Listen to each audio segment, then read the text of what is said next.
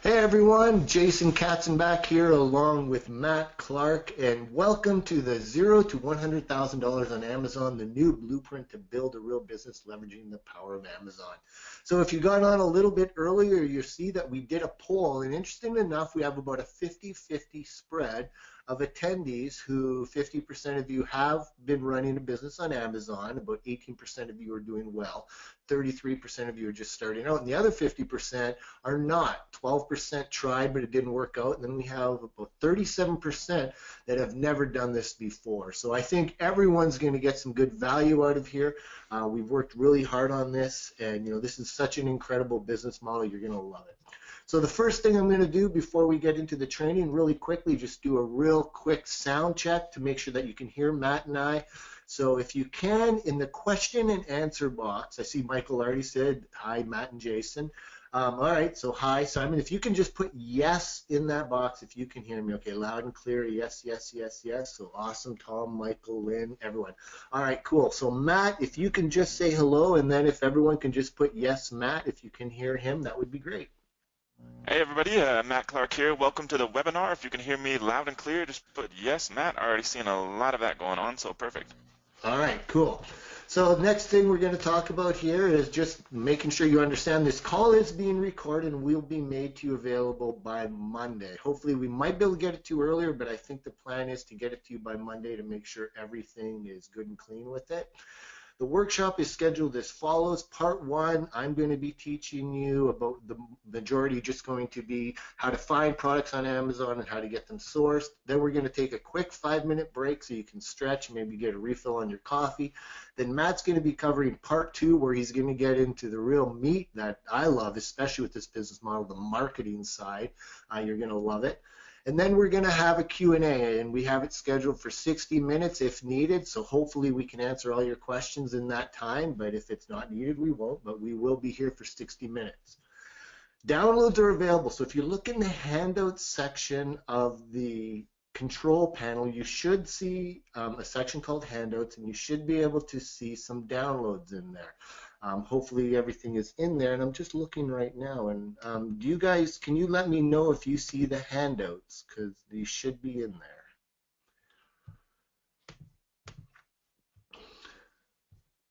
Yes, downloaded already. Excellent.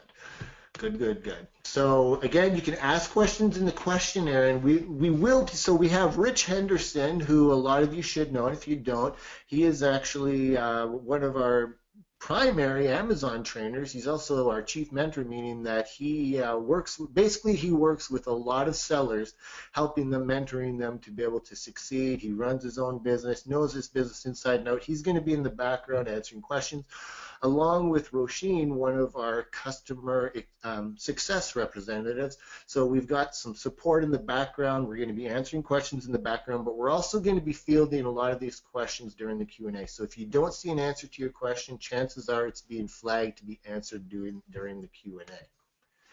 If there are audio and visual issues, it is most likely on your end, but we will stop if we see an issue on our end. So make sure you have things like Skype and any like your browsers or anything like that running. If you start having audio issues or video issues, chances are that's what the problem is.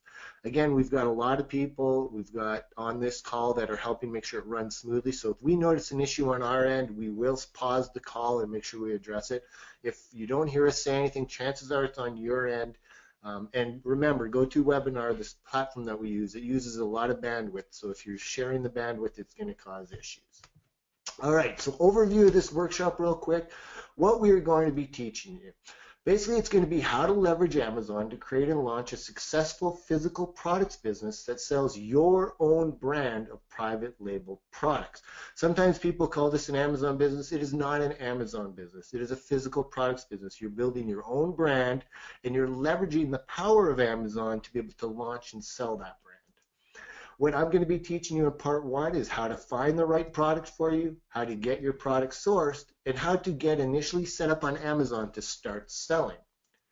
So who are we? So in case you don't know, Matt Clark and I, Jason Katzenbach, are the founders together of Amazing.com.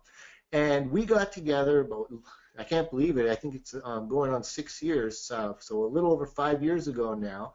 We met in a mastermind, and Matt was already at that time a very established seller on Amazon. And when we got introduced to each other, it really intrigued me how at this time, a 24-year-old guy, 5 years ago, I guess, yeah, well, he's 30 now, so that's how long ago it was so successful selling his own brand of physical products on Amazon. And so when we got together, he showed me how to do the business. And literally in 4 months of me first selling a physical product online, I was doing over $100,000 profit per month. That was in 4 months. The business model has changed so much, but since then, I've always had a passion for this. I've been doing this online for a while, and Matt really got the passion for it too, for teaching people and changing lives. A lot of people say, why do you guys teach this business model? We teach this business model because we see the difference. When people come to our events, the emails, the testimonials we get, we are changing people's lives. And I'll tell you what, there's no better reward that I know of than knowing that we've helped people gain financial freedom, independence from being able to tie down to a 9-to-5 job, and being able to live the life that they've dreamed of. And thankfully, we've had tons of success with that. So why you want to listen to us? Well, as you'll see, we've got lots of success stories. This is a small sampling of just some of the success. You see doing over $1 million, doing close to $500,000 in 30 days. We have very successful students, and it's all based on people creating their own brand of physical products and selling it, starting out on Amazon. Now, you don't want to just listen to us because we teach this, but we also run our own brands. And here's a quick snapshot of just 3 of my own brands that I sell. So I have 3 different brands, and you can see they're doing relatively very well. So now let's just get right into the meat. So how Amazon in selling physical products has changed since 2011. As you can see, in 2011, when Matt first taught me this business, around 2011, 2012, Amazon was half of what it is right now. You can see it was doing around $60 billion. And this year alone, last year alone, look how much it grew. So it's totally incredible how Amazon is just skyrocketing. And it's just that consistent growth. A lot of people say, is it too late to get on Amazon? Is it too late to start using Amazon? Absolutely not. Amazon is growing leaps and bounds. And the really cool thing with Amazon is they're just so aggressively reinvesting their profits to keep growing that I don't see this freight train stopping for a long, long time. The cool thing too is it's not just about .com. When we started, we actually told people not to sell on any other Amazon platform. We said just start on Amazon.com because that's where all the money is. Well, that's changed. Not that Amazon.com is not still the king, but other countries like Amazon Germany, the UK, in fact, the whole European Union is huge. Amazon's going into like India, China, tons of going on. They're just about to release in Australia. They're all over the world. And really right now, between .com and the European Union, it is awesome. And really, the European Union, for people that are over there, we used to tell them to start on .com. Not anymore. If you're located in the country in Europe, we really recommend you starting there. It's like it was a few years ago over there. There's just so much growth potential. Amazon has way more resources now. I remember before they didn't have anything to offer, and then when sponsor ads came out, we started testing that. And now they have giveaways, lightning deals. They just have so much. They have Amazon marketing services. And they're just leveraging so much because they have so much power now. They've taken over a huge amount of search volume from Google. They have so much volume going to their website. And now they can have these internal advertising systems, never mind other people promoting the products through things like Amazon's affiliate program. But there's just tons of power going on right now, and it's changed so much. And last but not least, brands win. When we started, it was a different environment back there. You could get people that were doing not very good products, they were doing questionable strategies, all those kind of things. Amazon has really pulled the carpet out from underneath them and really focused on making sure that people are running legitimate businesses, selling good products, and if customers complain, those people are hearing about it. And Amazon has turned the world upside down for those people that were trying to, take shortcuts to succeed with Amazon. What it comes about now is doing exactly what we teach, creating a real sorry, a real brand that is focused on serving customers and getting them value. And that's really a powerful component that helps you, because if you do this right, you can really succeed wildly with Amazon. So the benefits of starting with Amazon, go over this real quick. It's a proven platform. Users trust. It's growing so much, and it's already on a platform that people feel safe. There's often free shipping if you're with Prime, fast processing of credit card payments. They have a very powerful refund protection. So if you're not happy, you simply contact Amazon and they'll refund. So people trust it. People trust Amazon. They like to buy off of it. And conversion rates are extraordinary on Amazon. I have products that are converting at over 30%. That means that 1 in 3 people landing on my page are buying. It's incredible, and it's just because people go there, are shoppers. They know they're in that buying mindset, and when they land on the page, they already trust. There's already this legitimacy to your product because of the Amazon brand. Huge source of buying traffic. They're taking over buying traffic from Google, and in the US alone, Amazon has had over 95 million monthly unique visitors, and this stat is just a few months old, so you can tell like they're growing. 95 million monthly unique visitors on .com alone. Preferred shipping rate, so it saves you and your customers money. Dealing with Amazon is a lot cheaper than trying to ship things by yourself. So if you're trying to run a warehouse and ship things, it's much more expensive than being able to leverage Amazon. They have an international presence. You can easily sell globally once you get traction locally. So this is a big focus of Amazon right now. For example, if you start selling on Amazon.com, and once you get your products established, you can easily start selling in the European Union. You can start selling in Canada. You can start selling in Mexico. There's all over the place. Now, it's not just a push of a button sometimes. There are a few little things that you have to get started with, but once you're selling on one platform, you can take the details of that product, punch it into the other platform. It'll pull in all the information. It's just, they make it really an easy process to start being a global presence. Fill in the blank system. Everything is fill in the blanks with Amazon. They don't make you have to use coding, HTML experience, or anything like that. You simply put text in text boxes, you upload images, and Amazon makes everything easy and beautiful. Powerful marketing systems, as I told you. They have sponsored ads, Amazon marketing services, giveaways, lightning deals, and so much more. And it really is powerful. And Matt's going to be talking about those things in part 2. And the best part, in my opinion, is FBA, which is Fulfillment by Amazon, where they store, manage, ship your inventory hands-free for you. So as you see in that image, you send products to Amazon, Amazon stores the products, customers purchase the product, Amazon picks and packs the products, and then ships the products. It makes it, and that's the biggest thing that people always wonder, do I have to handle inventory? No, you don't. You have to manage inventory from the perspective of making sure you have inventory available at Amazon, but other than that, once it's at Amazon, they take care of the rest. So what's involved with this business model? Really, I wanted to go over this real quick mindset. So this is not a business, this is a business, this is not a get-rich-quick scheme. So this is not something that, oh, you do this within a week, you're going to be making money. No, this is a business, so it takes investment, it takes work, and it takes you putting the time in to grow this business legitimately. You can and will do this. We hear this over and over again. In fact, we just had an event in Barcelona, and that's the number one thing you hear from successful students is, I believed I could do this, and I had the mindset that I am going to do this. You can do this. We have people all walks of life. We have a guy from Brazil that was selling sandwiches that's now a millionaire because of this business model. We had a guy that was a retired cop who his business started going downhill. He was trying to sell calling cards when cell phones international rates came in. That destroyed his business. He had nothing. He started over. He's making millions. I think he's over millions a month, but I'm not sure. John Gill, he's doing phenomenal. So people like that are students of ours that are succeeding wildly, they all had the mindset that when they started this, they can and will do this. A big thing too is don't compare yourself to others. This is your journey. Don't look at how fast someone else succeeded or how slow. This is your journey. Follow the system. Make it work for you.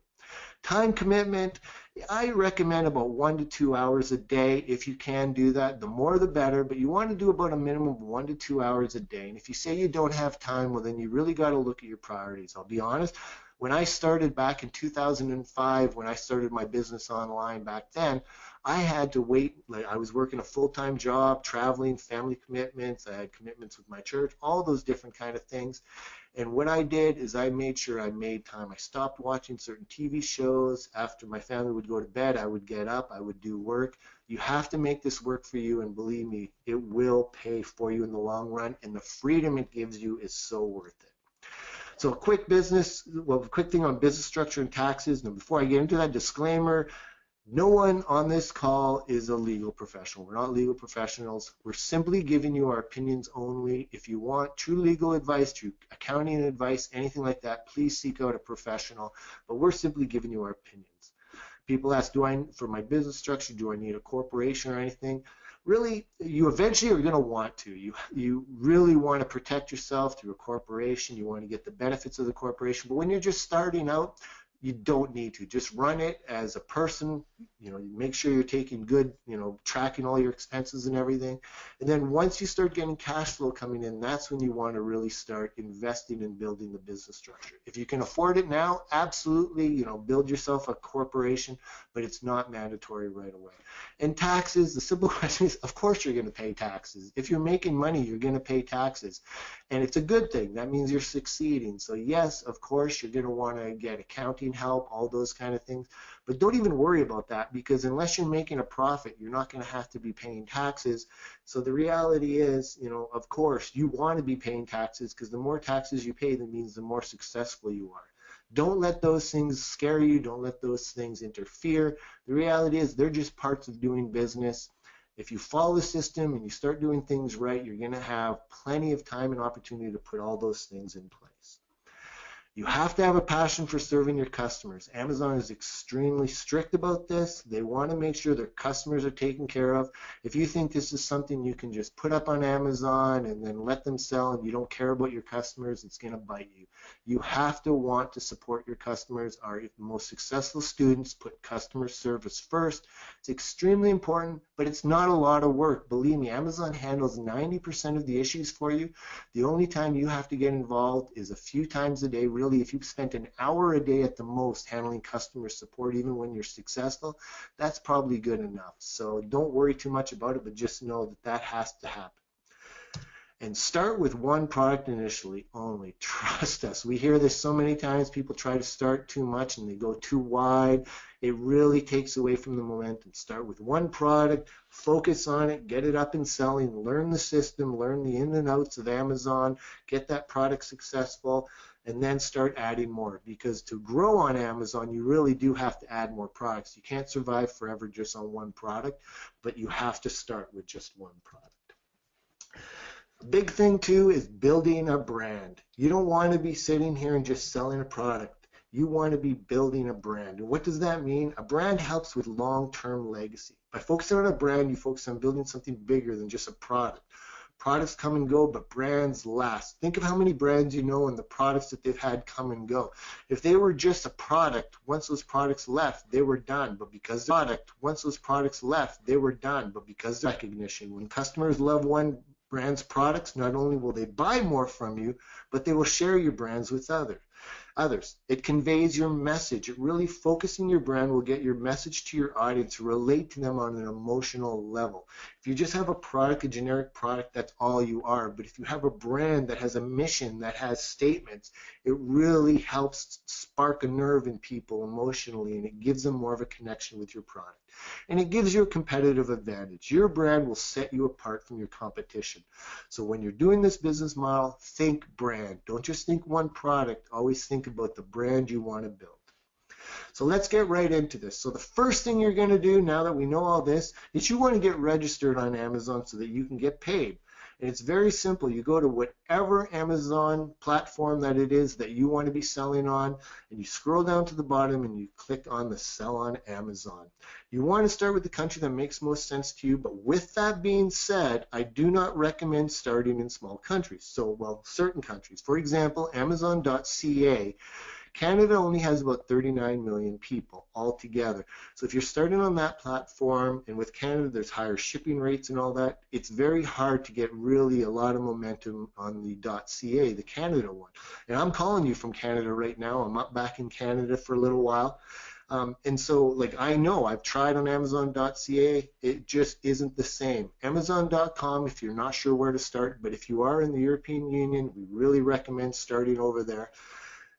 Amazon.com has the most traffic. It will get you fast results, but the growing things like Germany, especially in the UK, they're doing phenomenal. And if you're near those areas, I do recommend starting over there. You want to start with the individual plan, and you can upgrade. So with Amazon, there's different options. You can start as a professional plan, which is about $39 a month, I believe, which is very low considering all the benefits you get, but you really don't need to have that plan in place until your products are ready to come to Amazon. And so it just saves you a little bit of cash flow. If you have the money to be able to invest advance and just have things set up initially, that's fine, but it's not needed right away. Follow the simple instructions, and yes, this information can be updated later. So when you're going through the process, which I'm going to talk about quickly, it can be updated later. So, you know, your seller name process, which I'm going to talk about quickly, information, all that stuff, nothing's in stone. You can update it later. Just get your account set up. And the big reason is because we want to make sure you add your banking information right away. If there's one barrier to entry that we've had is certain locations, very small, I think like 99% of the world is covered, but some countries you can't add your banking information. Amazon says, no, that's not a trusted country or whatever reason, but we have a solution for that because this can be changed later, and if Amazon for some reason says your country, you can't use that bank account, then you simply use this service here. It's called World First. We have a great relationship with them, so you go to amazing.com/world-first, and they will get you set up. So again, get your account registered on Amazon, set up your Seller Central account, fill in your banking information right away, see if it accepts it. If they accept it, when you create your corporation later, you can update the banking information. But if you have any issues, you're going to want to contact World First. If you have any questions about World First, Rich Henderson pretty much is our in-house expert on dealing with World First, so he's going to be in the background answering questions on that. So once you have issues, you're going to want to contact World First. Fill in the blanks. Trust me, it's super, super easy. I don't want to waste a lot of time on this call telling you how to set up your Amazon account because that's not really details. Just get it registered, but I am going to spend on. But before we do any of that, we have to do some product research. We need to identify what are the products that we want to even be selling on Amazon.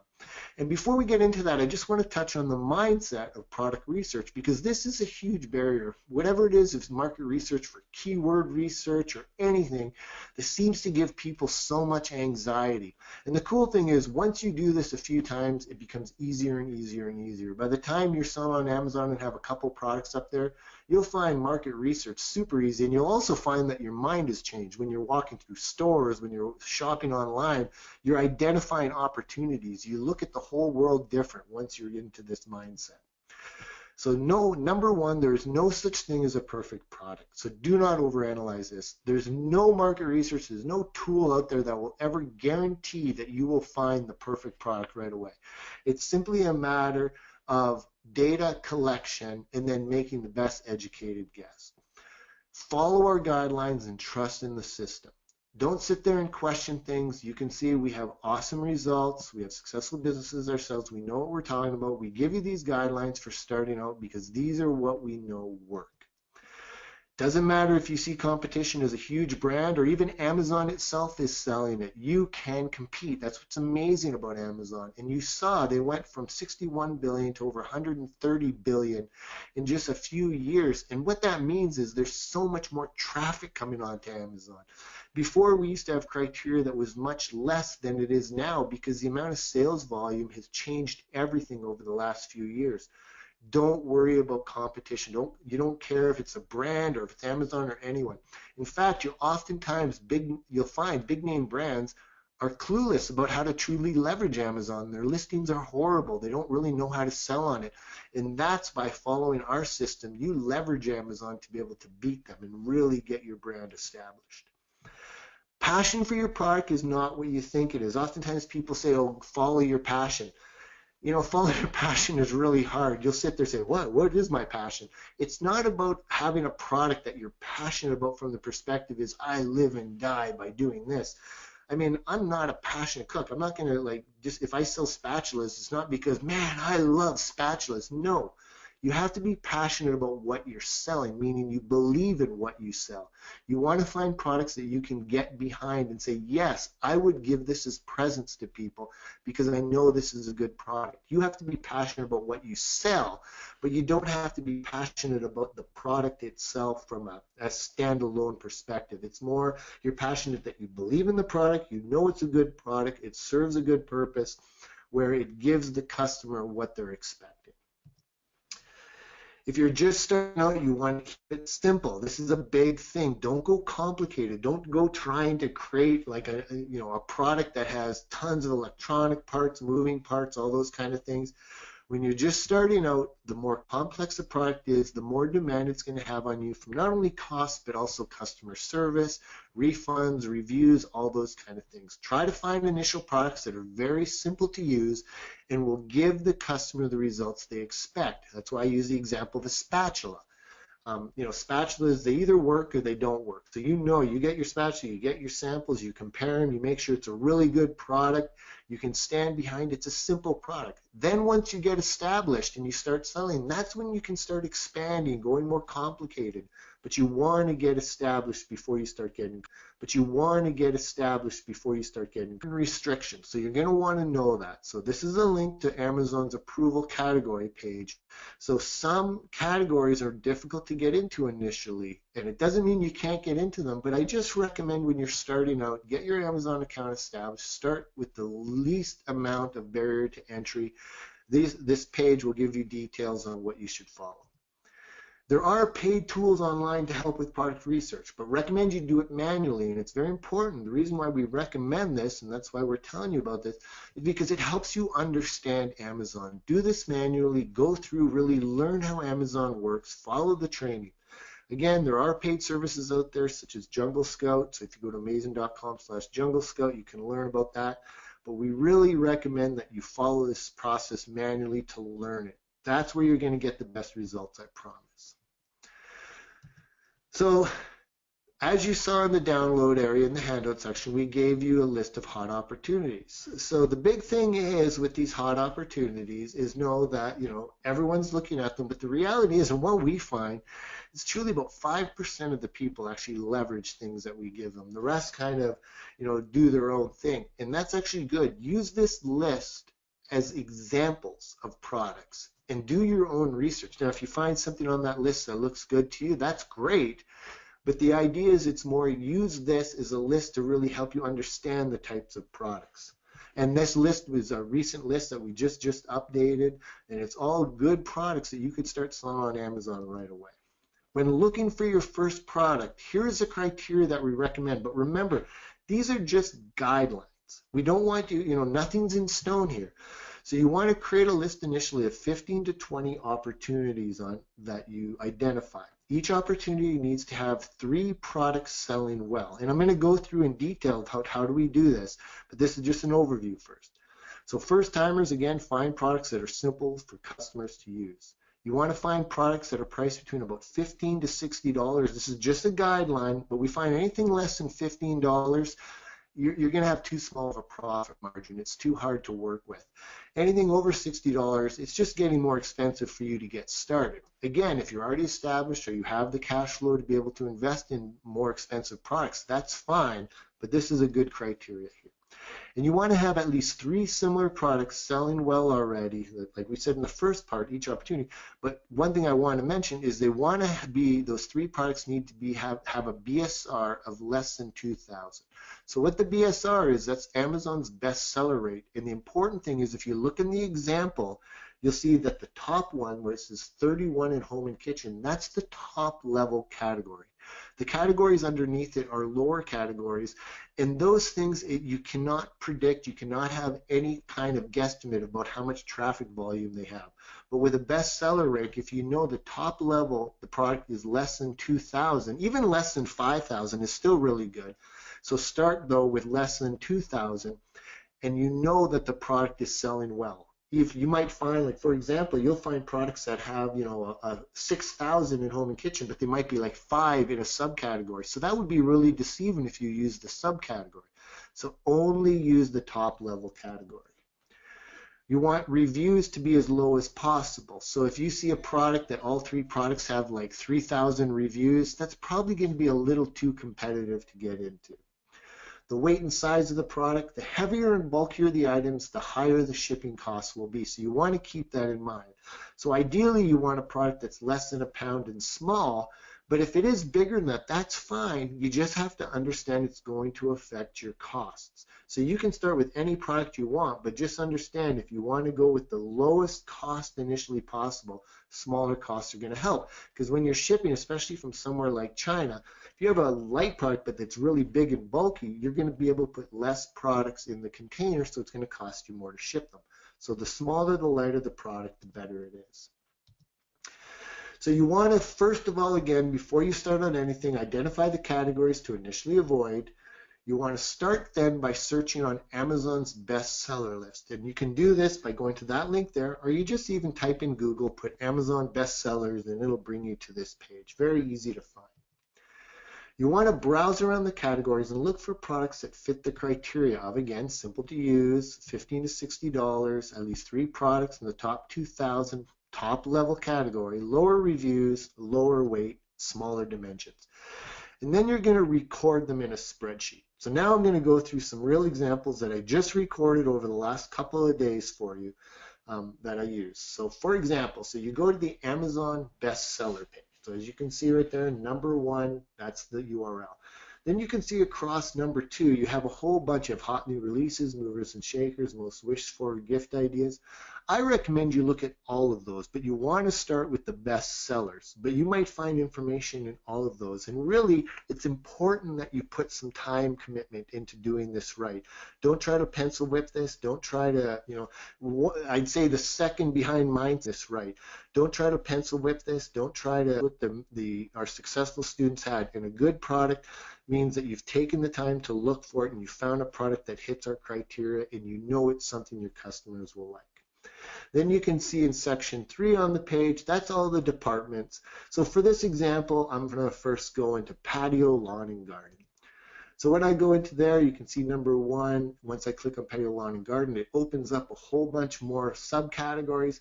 But I first recommend starting on the top level category and then just start searching around. So you start looking at different products and then you scroll down and you can see you can go up to 100 of the top selling in that top level category.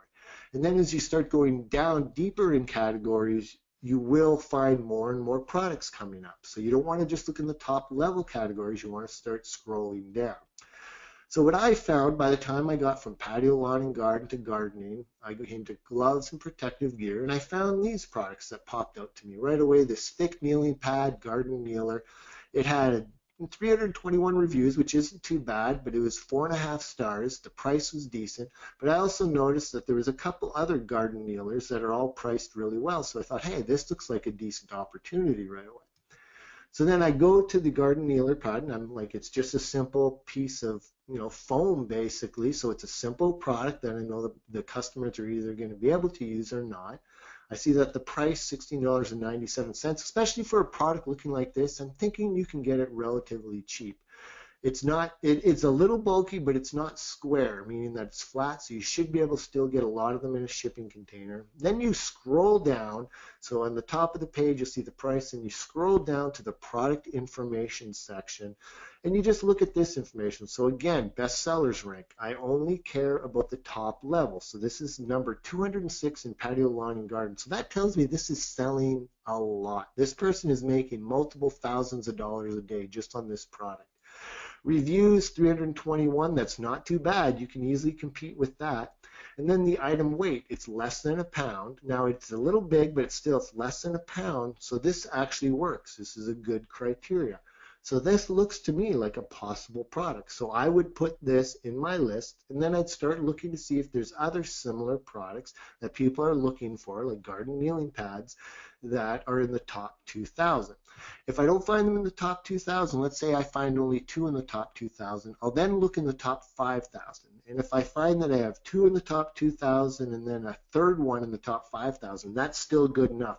But ideally, you want 3 in the top 2,000 and a third one in the top 5,000. That's still good enough. Look, I'm like, okay, kneeling pad. So I put kneeling pad on the Amazon.com page, and I just want to see what Amazon tells me other people are looking for. So I see right away that, the third most popular search for kneeling pad is garden kneeling pad, and then if you scroll down a little bit more, the sixth most popular is gardening kneeling pad. So that tells me a lot of people are searching for this product. So that really, intrigues my interest.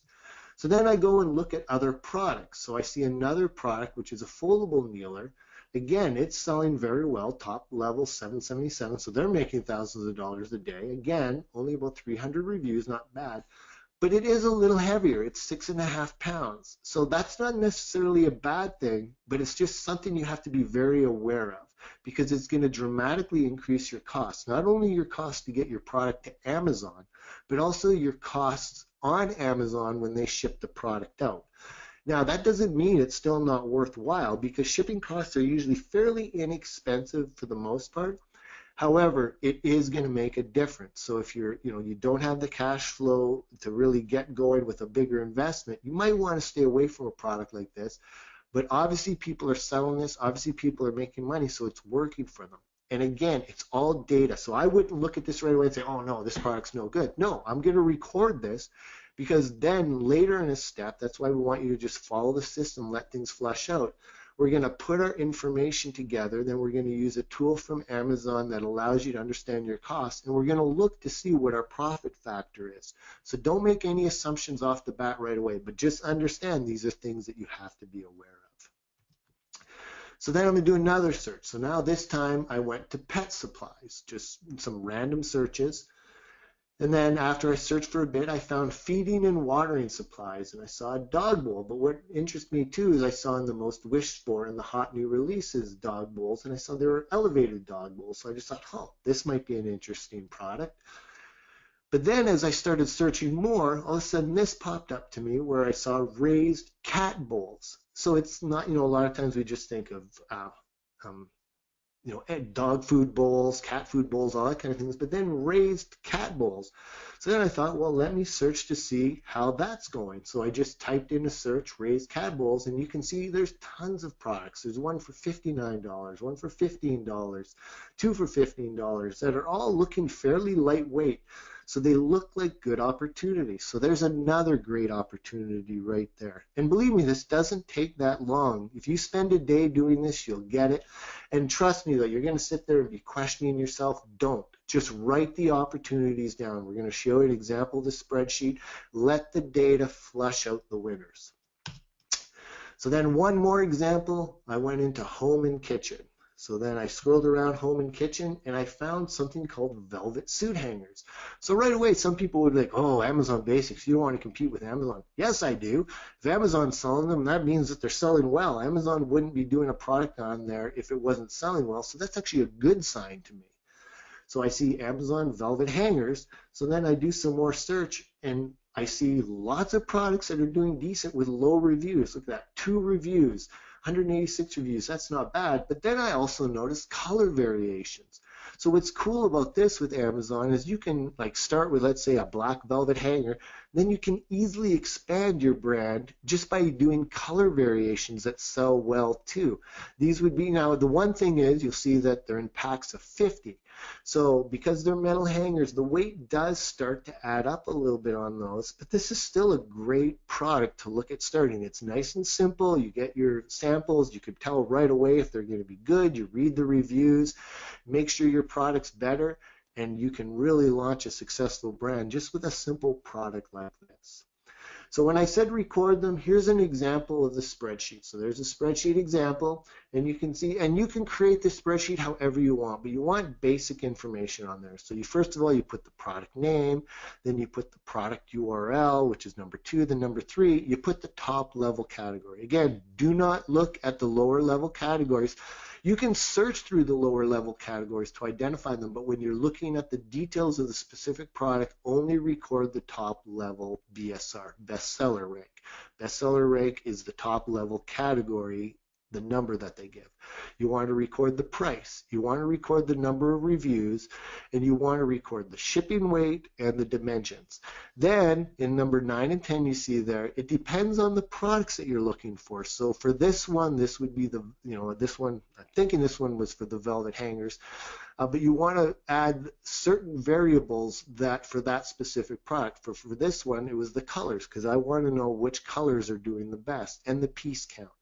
So you want to record this information that you're going to come back to once you have it. So I found, okay, one opportunity in here, I've got velvet hangers. I record the top 3 selling products. Now I look for another one. And you want to find 15 to 20 opportunities. Don't just go with your first opportunity, believe me, because you might find that your 15th opportunity you uncover is the best one to go with. So make sure, again, follow the system. Let it flesh out the winners for you. Important things to remember. Avoid restricted categories if you're just starting out. If you're dead set on restricted categories, there are things called ungating services, but not recommended if you're just starting out. Believe me, it just makes it more complicated. Start with the easier categories, and then as you get established, it's easier to sell on Amazon. Identify 15 to 20 opportunities. This process is just about using data to make the best decision possible. Nothing guaranteed, so let the process flush it out. Use the criteria only as a guideline. If it looks good, record it. Don't second guess yourself. Save yourself heartache. Just record it. If you're just starting out, start with simple products. If you're already selling and looking to expand, you can get more complicated. Now, we did find again that there is already a few of you on this call that are selling well. So when you're looking to expand, avoid the simple products. Those are the ones that eventually, once other people see you're selling well, they're going to try to add products like that for. So that's where you want to start using your brand to get more complicated. Do not get hung up on passion. Don't say, like, oh, what's my passion? No, just be passionate about that. You know this is a product that you would sell, that you would give to your grandmother, that you would use. Don't overanalyze or assume anything. Do this just following the guidelines, search, identify, and record, and let the process flush out the winners and take action. Because the sooner you start, the better. The more you put things off, the more you procrastinate, the longer you're going to wait, and the longer it's going to take to get started. Get started right away and take action. So now we're going to get into filtering your list. So you've identified your opportunities. So now we have to filter our list for contacting suppliers. So once you have your list of 15 to 20 opportunities, you want to filter out for your top 3. And these top 3 picks will be the first products you go to your suppliers with to identify. You pick the top 3 product types that make the most sense to you based on the data. But it's okay to go with gut feelings too. Nothing's guaranteed. So if you find that 2 of the products you pick are based on data, but the third one is just one that you really would be interested in selling, but it doesn't have the best data, fine, go with it. Nothing's guaranteed. In fact, people have been successful selling products that I would have never, ever tried selling because it just didn't look right to me. You don't know. And I've started selling products that have taken off really well that other people are like, geez, I would have never thought of selling that. So everyone's different. Just follow the data, but if your gut's telling you on a certain one, feel free to go with that. So a few thinking points on this. Reviews are not as critical as they once were for rankings, but they do make it harder to compete. So before, reviews used to be used in a different way on Amazon. Now it's all about reviews for social proof and conversions. Now obviously the more reviews you have, if you have a stellar 5-star rating with 1,000 reviews, that's going to help your conversion rate, which is going to really help you stay on the top. But it doesn't mean what it used to be. As long as you can get, by the time you start, you get like 20 reviews, you can really start competing. And then you put in some good processes where we'll talk about to get more reviews, and it'll really help your conversion rate. But you'll see top selling products that are competing where one product has 500 reviews and the other one has 5, but it's still selling well. So reviews matter, but they're not the complete system itself.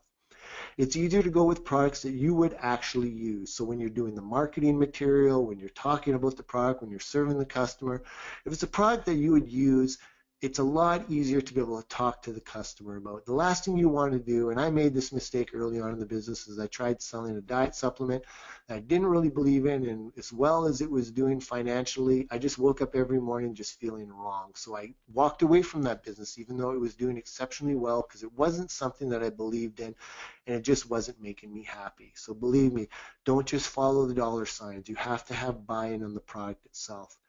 The lower the price, the lower the profit. Lower prices do not necessarily lead to more sales. So now we've identified our products. Now we want to find and contact suppliers. First thing I recommend, Google it.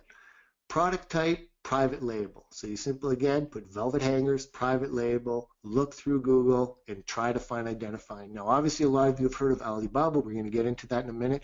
But don't just do Alibaba. You do yourself a disservice that way. You might be able to find a local supplier that can give you a competitive price. And if you can go locally, it will save you on turnaround time for getting the product.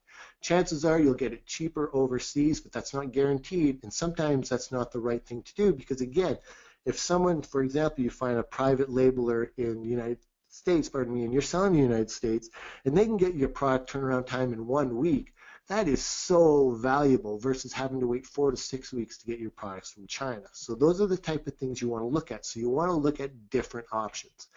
Another search type is product type manufacturers, and then product type suppliers. You could probably think of more. Really, those three are the top ones we recommend. And the other thing you'll notice, so for example, you'll see private label, the velvet hanger suppliers, and you'll see one of the top results there is Alibaba. Well, you can actually filter those out easily by doing this. So you can customize your search filters by just simply putting product type, suppliers, for example, and then the minus sign and then the URL. So you'll see the two differences. You'll see the one where I put minus Alibaba and the one I didn't. And you'll see now there's no Alibaba results in there. So it helps you filter things out. I recommend doing things like that because you're going to go to Alibaba anyway, so there's no use looking at them through Google. So next, you're going to want to go to Alibaba.com. And remember, we're going to do Q&A, and this is being recorded, so I know I'm probably going a little fast, but it's because I've got a lot of information I've got to cover here. So you go to Alibaba.com. I'm going to show you a real example in a second. You enter your product type in the search box. You filter the results initially by checking the boxes Gold Supplier, Assess Supplier, and Trade Assurance. I recommend doing this initially. You want to also select key product features criteria if needed. You're going to search through the results, find the products that look good to you, and contact the suppliers. Then you want to remove filters if results are not good. So using this example, here's the one that I just did for velvet suppliers, and you can see the supplier types across the top. Trade Assurance, Gold Supplier, Assess Supplier. That's just to make sure that these suppliers are vetted initially. Now, by selecting all three of them, you're going to have less product options, but you can see with this one, there's still 4,305 products below, so there is a lot. In the section 3, the product features, if you have tons of products in there, for example, I only want to know velvet ones, so I'm going to click on that velvet one and just look at materials. So again, where you see the number 3, you can see velvet right beside it. That would help filter your list. Now, just a word of warning, the more criteria you put in filtering your list for specific products, you might have you'll have less results to choose from. And sometimes the product is so new and not many people sell it that you might not have any results. So you want to be careful with that, but start with the criteria and then back the criteria out. So the first thing I would do if I found there was no results, I'd uncheck the product features. And then I'd start unchecking supplier type. So maybe set supplier. And if you want to know what those items mean, for example, Trade Assurance, Gold Supplier, you simply go to Alibaba and you mouse over them and they will tell you what it is. They also have an amazing help section which really answers a lot of questions. So once you do this and you identify some products, you're going to then start clicking on the products and looking at different things. So you'll see number 1, I like to look at the images. So I found this product which was really cool because it had this little hook in it where you can actually lace the hangers together, and I didn't see anyone else on Amazon selling this. So I'm just letting you know this might be a really good opportunity. I don't sell this product, but this looks like it might be a kind of a cool opportunity. So then I look in the number 2 section. I want to look at product details. I want to look at the company profile and all that information because I just want to make sure this is a good company to be dealing with. Then in section number 3, this is where you can start looking at prices. So they'll just give you generic prices on here. These don't really mean anything, to be honest with you. Once you start talking to them, you can barter. But I did like how they have a 500-piece minimum order. That's actually pretty small. A lot of times people want at least 1,000, so that's not too bad. And then you can also click on where it says get latest price, and that'll do an inquiry to them. But I don't prefer doing that method. I'm going to show you an example of a template that I send when I reach out and contact them. So that's where you hit number 4 to contact supplier. But we'll get into that in a minute. And then just section number 5, they just show you that they're trade assured, payment protection, on-time shipment. So this looks like a pretty good company to be working with. And I also like their payment options. So they use Visa and MasterCard. So a lot of companies don't do that. But obviously, if you can use Visa or MasterCard with a supplier, and you have a business card where you collect points, that is awesome. I know when I first started out, again, with selling the supplements, I was able to use my Air Miles card. I was traveling all over the world because of buying my products. So it was quite awesome. So with that now, then you're going to want to be communicating with them. So a few important tips with communicating with your suppliers. This is a business critical relationship. Be respectful and think long term. Be professional and communicate clearly. So you're going to find that, especially if communicating with overseas people, that their English isn't going to be that great. And we've had people make some funny comments saying, oh, I can't believe these people can't speak English. It's like, well, how's your Chinese?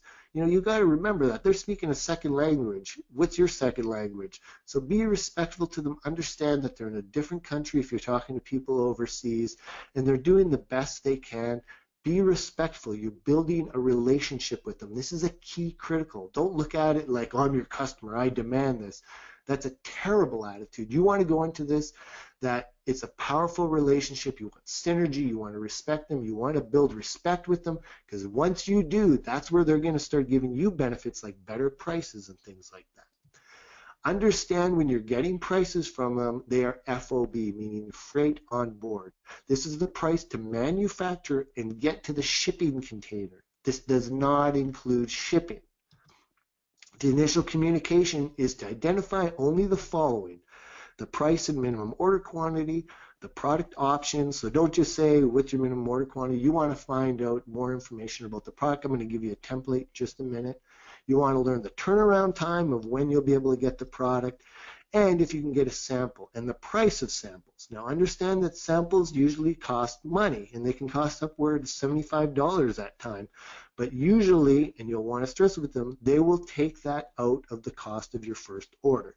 So if you order a sample with them, and let's just say it costs $100 to keep things clean, when you place your order with them, if it's $1,000, they'll deduct the sample cost from it, so you'll only pay $900. But you want to get clear on that. So here's an example sample communication that I put together for you, so you'll be able to use this. So when you contact them, say, hello, my name is Jason Katzenbach, and I'm contacting you regarding your velvet hangers.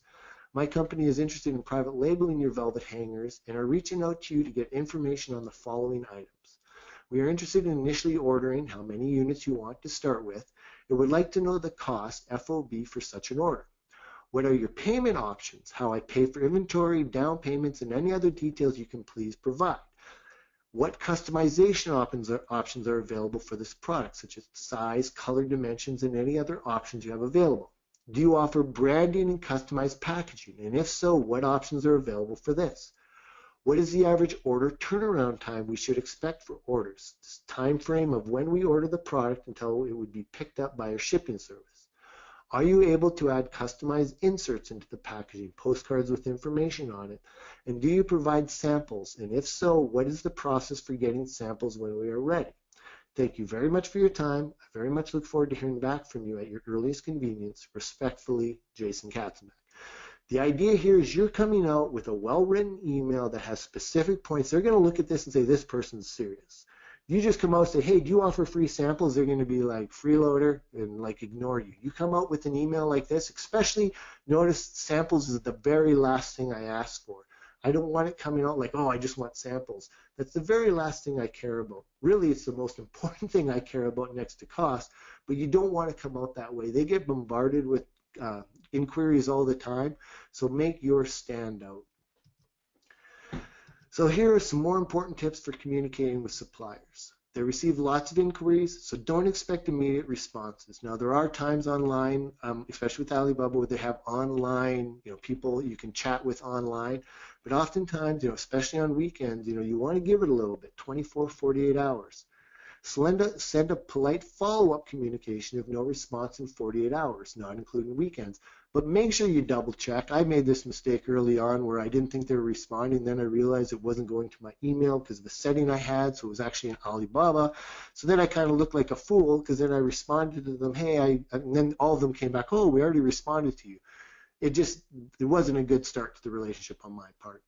If deal with foreign suppliers, expect the reply to be harder to read. Run-on sentences and other often humorous things. It's a completely different language, so that might come across, you might just get this big blocks of 1,000 words that you can barely decipher. Be patient, read it. You've got to be respectful for those things.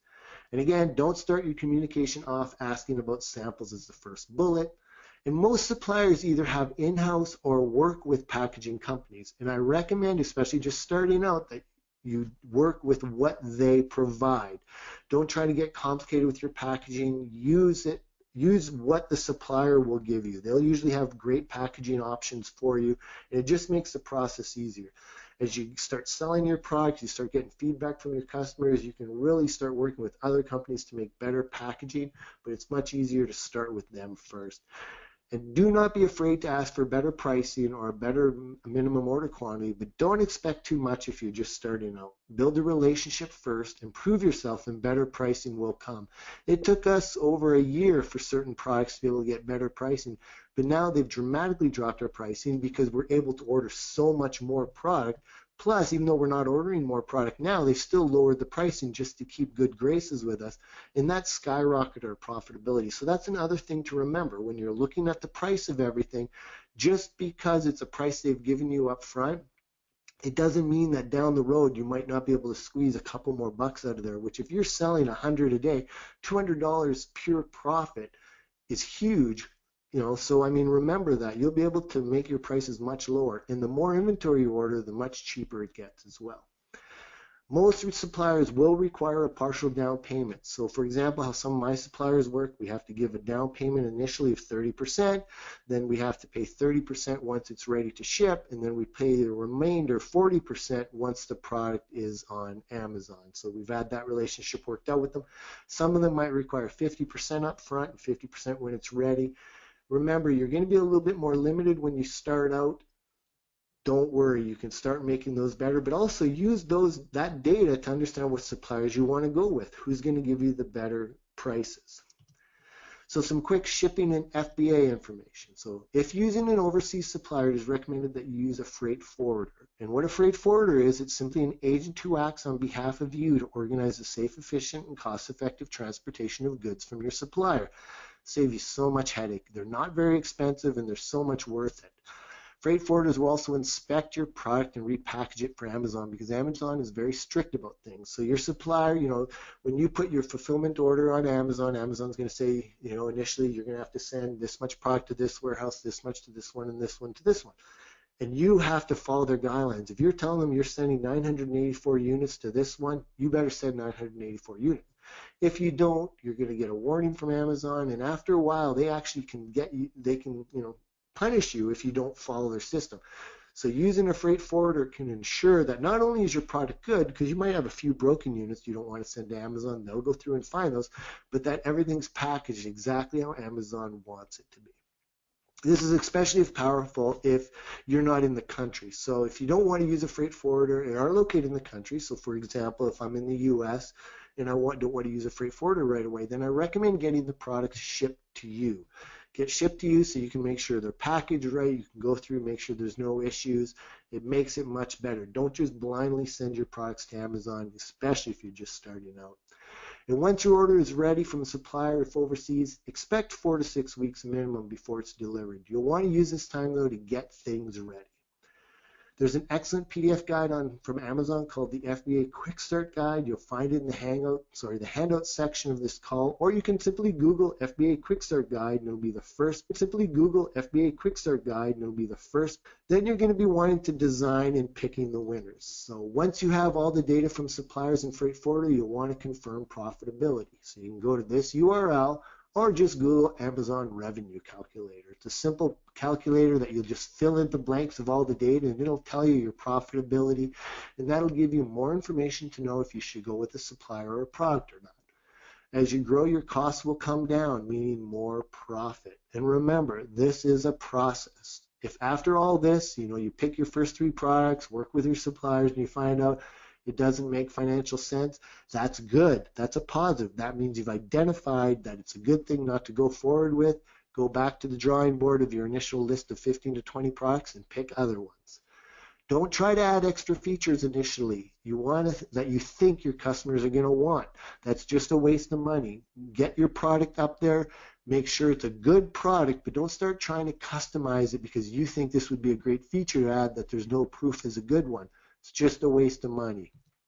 Don't skip getting samples. This is so crucial. Don't say, oh, I trust the supplier. That'll burn you in the end. Suppliers make mistakes.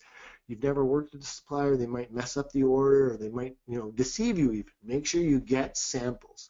If the supplier does not have designer options, so for example, they say, yeah, we'll give you packaging, but you have to design it. You can simply use something like Fiverr.com or Upwork.com, 99 Designs. There's tons and tons of things. 99 Designs is great, but it's expensive, and I recommend not using a service like that unless, of course, you have the cash flow or until your product's established. So start with simpler packaging, get it up and selling. Then once it's proven, that's when you can really start to improve the product.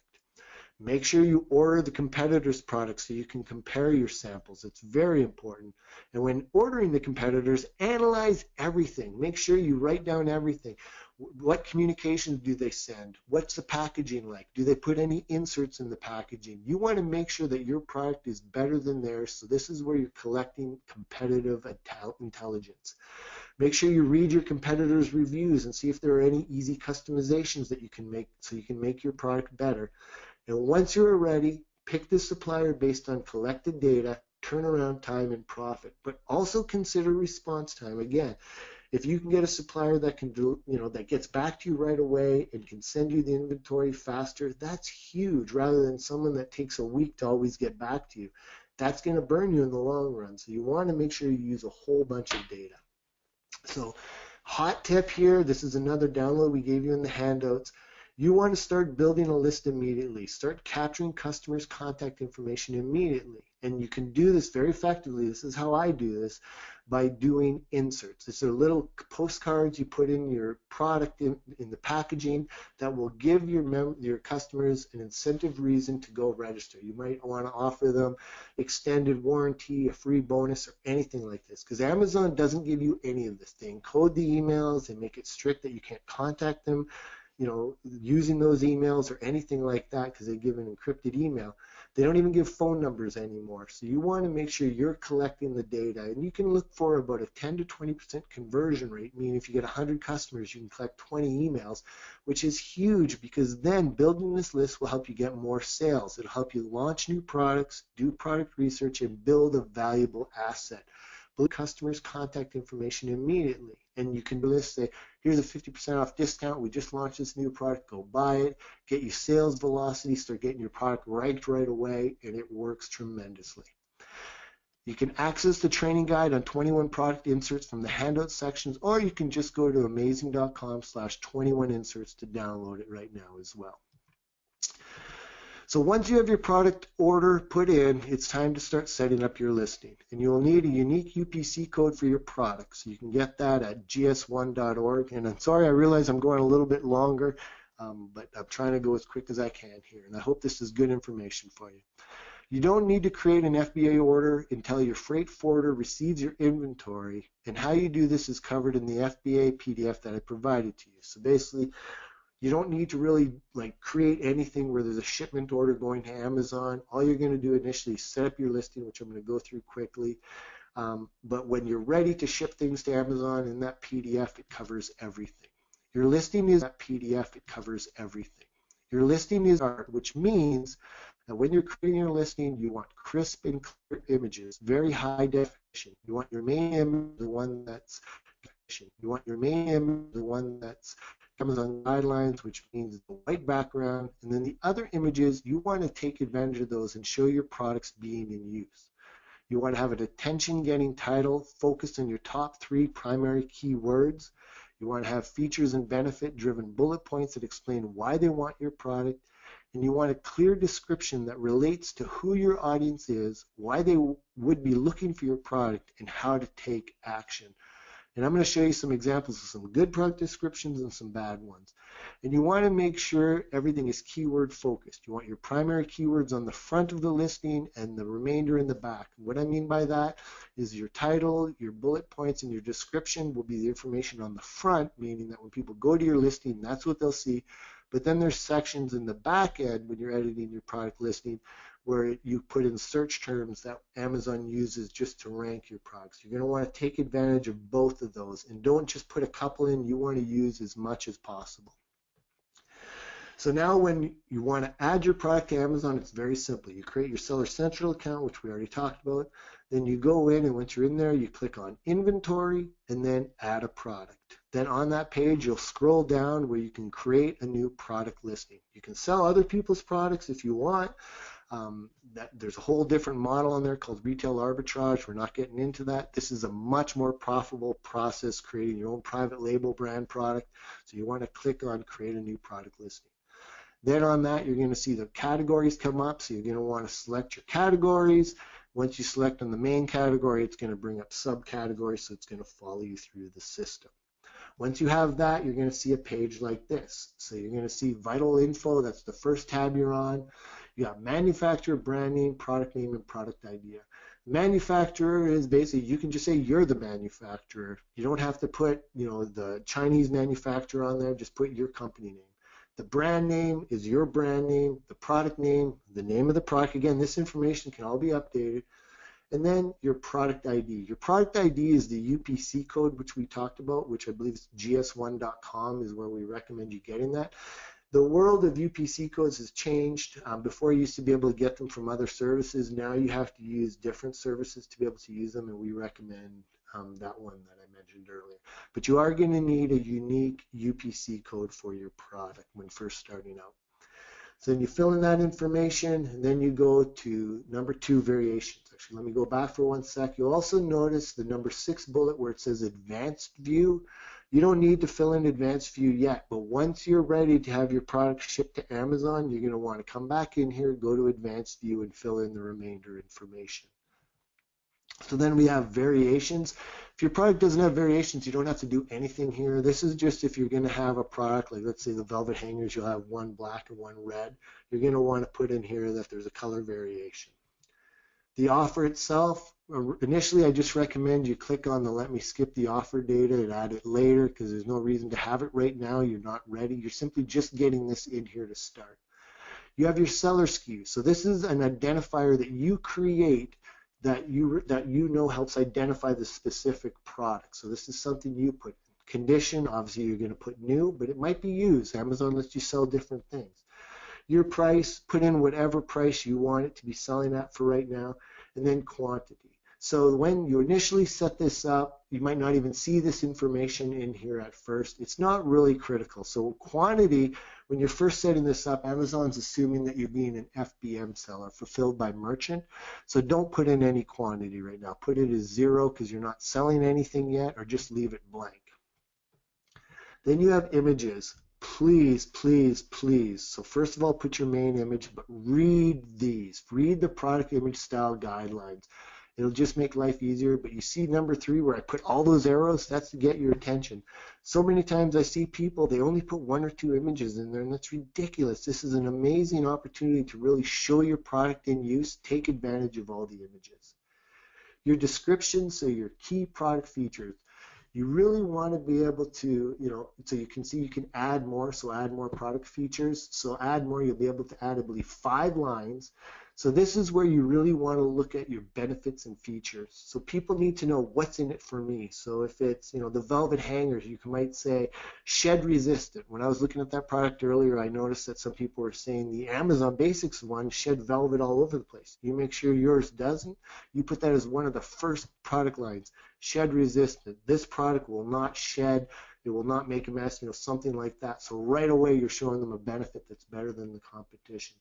And your product description. This is, again, you want to make sure, first of all, make sure you're writing it very well in the language you're selling it. So if you're selling on Amazon Germany and you don't know how to speak German, get someone that does, that can translate and write things for you well. But your product description you want to put in here, and I believe your product description can have up to 2,000 characters. Now, different categories, for some reason, have different criteria. For example, your title, some categories, I believe, only allow 100 characters and maybe 200, and some add more. I know Amazon's always changing things, but just be aware that even by the time you start on this, there might be some things changed. Then you got your keywords, so your search terms, and you can add, you see the add more, you can add up to 5 lines. Each line has 1,000 characters, I believe it is. You want to fill this in. Don't put commas in, just put the words one after another. Don't repeat any words, but you want to do research and make sure that all relevant words that relate to your product are put in here. Intended use, that's pretty easy, velvet hanger, that would be for closet organizing, that kind of stuff. And your target audience, just put in who your target audience is. And then more details. Again, you see target audience in there again, manufacturer suggested retail. So if your selling price is $15, you might want to put something like $30 in the suggested retail. And then your additional features. So that's really a quick overview of initially setting up your listing. Remember, you're just getting your listing set up initially as good as possible. But one thing to understand is, and Matt's going to talk about this in the next section, that as you start doing things on Amazon from a marketing perspective, it's going to really highlight and bring out the best keywords to be using. So you're just going off of data right now that is from third-party data, because you're just assuming by using tools, by doing some research, that you know what the best is. But once you actually start selling your product and leveraging Amazon sponsored ads, it's going to tell you what the keywords are, which is awesome. And within a few weeks, you'll be able to update your listing and really get awesome traction with it. So with listing setup and optimization, your initial listing setup is not completely optimized, and we're going to touch on this in part 2 because you're going to leverage sponsored ads. You don't want your listing active until you have inventory on the way, but you want it as good as possible initially. That should be spend this time, analyzing the competition, and I don't know what I was worried. Oh, and plan to make your listing better. I swore I looked at this slide, but sorry about that.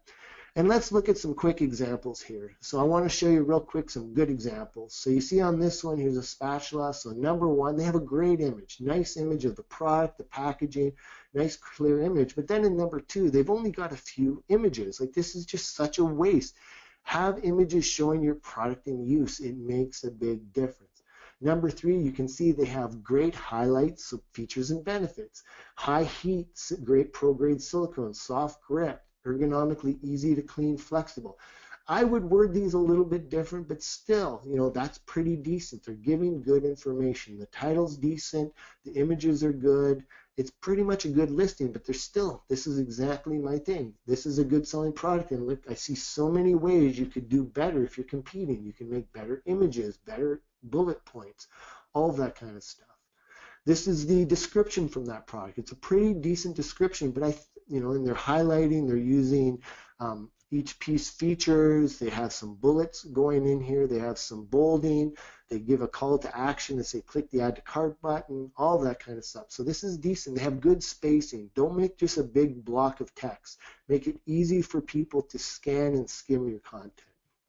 Here's another product.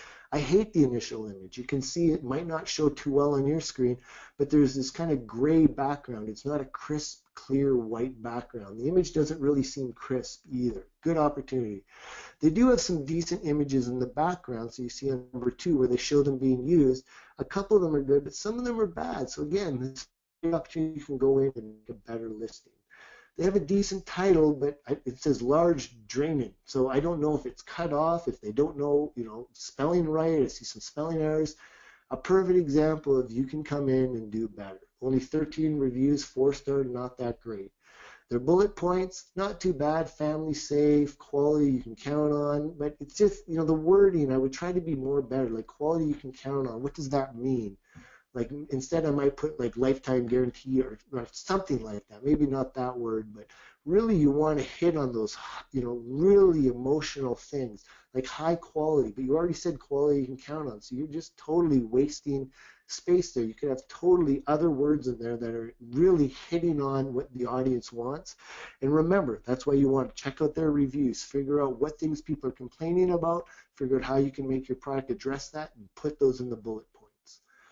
Here's a listing where I think it's a terrible listing. The main product image has all these colors. They don't have any other images with it. You can see the number 3 section. Number 1, what a terrible title. They've got all this thing. It's hard to read. It's ugly. Like, no wonder this product's not doing well. And that's probably why they're selling it so cheap, because they can't sell it. The bullet points, terrible. The product description, 1 line. Like, this is just a horrible listing. Not, you can come in here and sell the exact same product and just do a few tweaks and it'll look like a way better product, even though it's the exact same one, just because of how you have your listing set up. And then this one I thought was really good. So you've got a good title. It's got its brand name in there. It tells you it's dog bowl stainless steel. You see pretty decent bullet points. It says full dinner set, non-skidding and slipping, no spill silicone mat, rust resistance, perfect for your dogs or cats. And number 3, you see they got a lot of images. So the first top image, which you don't see, is just the bowl itself with the mat and a white background. Then they show a dog using it. That's awesome. Show the product being used. Let people see it being used. It makes a huge difference. So remember, while you got your order waiting, in process, you're going to have to be doing some things. So you're not going to be wanting to just sit on your hands. You want to keep busy. During this time, analyze your competition and create great copy. In copy, I mean like a great product description, like really get that thing's plan on making images. Get awesome ideas for your pictures. Write press releases and other content to get your presence online, because when you launch, people are going to say, what's this product? Let's see if there's anything on the internet about it. Make sure there is. Make sure when people type in your brand name, content comes up that's really building up your brand, giving people confidence. Create a basic starter website with an opt-in form for collecting emails so that in your inserts you can say, go to this page and get your extended warranty or something like that. Learn Amazon's marketing systems during this time and put a plan together following the advice of part 2 in this workshop. All right, with all that said, we're about to start a 5-minute break. I know that was tons and tons of information and I went a little longer than I planned. But we're going to give you guys a 5-minute break right now. I'm going to start the countdown timer in just about 2 seconds, and then we'll be back with part 2.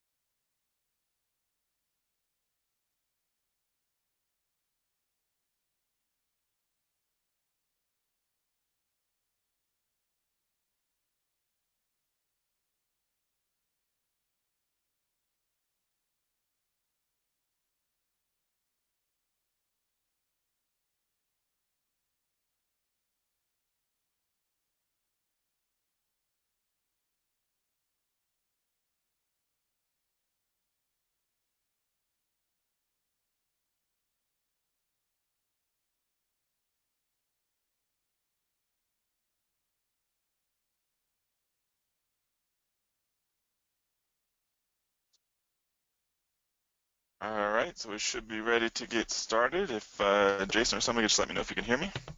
Yeah, I can hear you and I can see your slide. You just got to click play. It looks like everything Yep. looks good.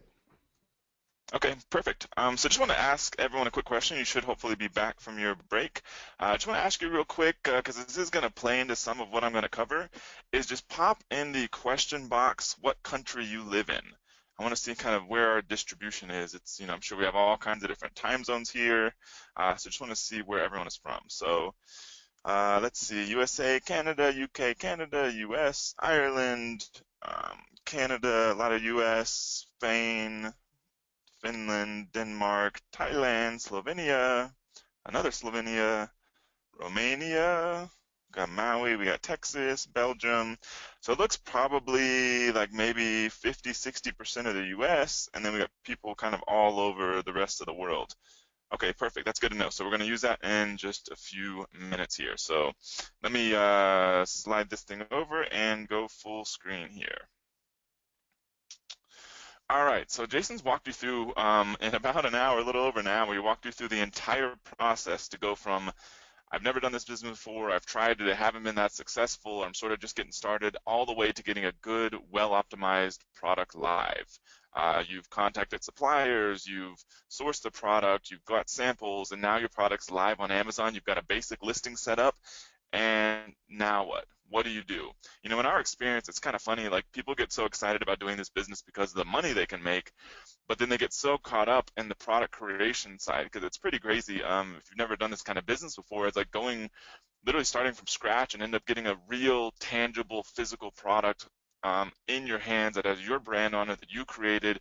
It's really an amazing thing, and that's why I think a lot of people really like this kind of business because it's not some weird thing living in the internet, doing affiliate stuff or setting up networks of blogs or any of that kind of thing. It's an actual, real, tangible business, one that you can touch and feel, and you can have friends and family check out your products and all that sort of stuff. It's not some weird internet business kind of living in the dark corners of the internet. I gotta close this screen real quick.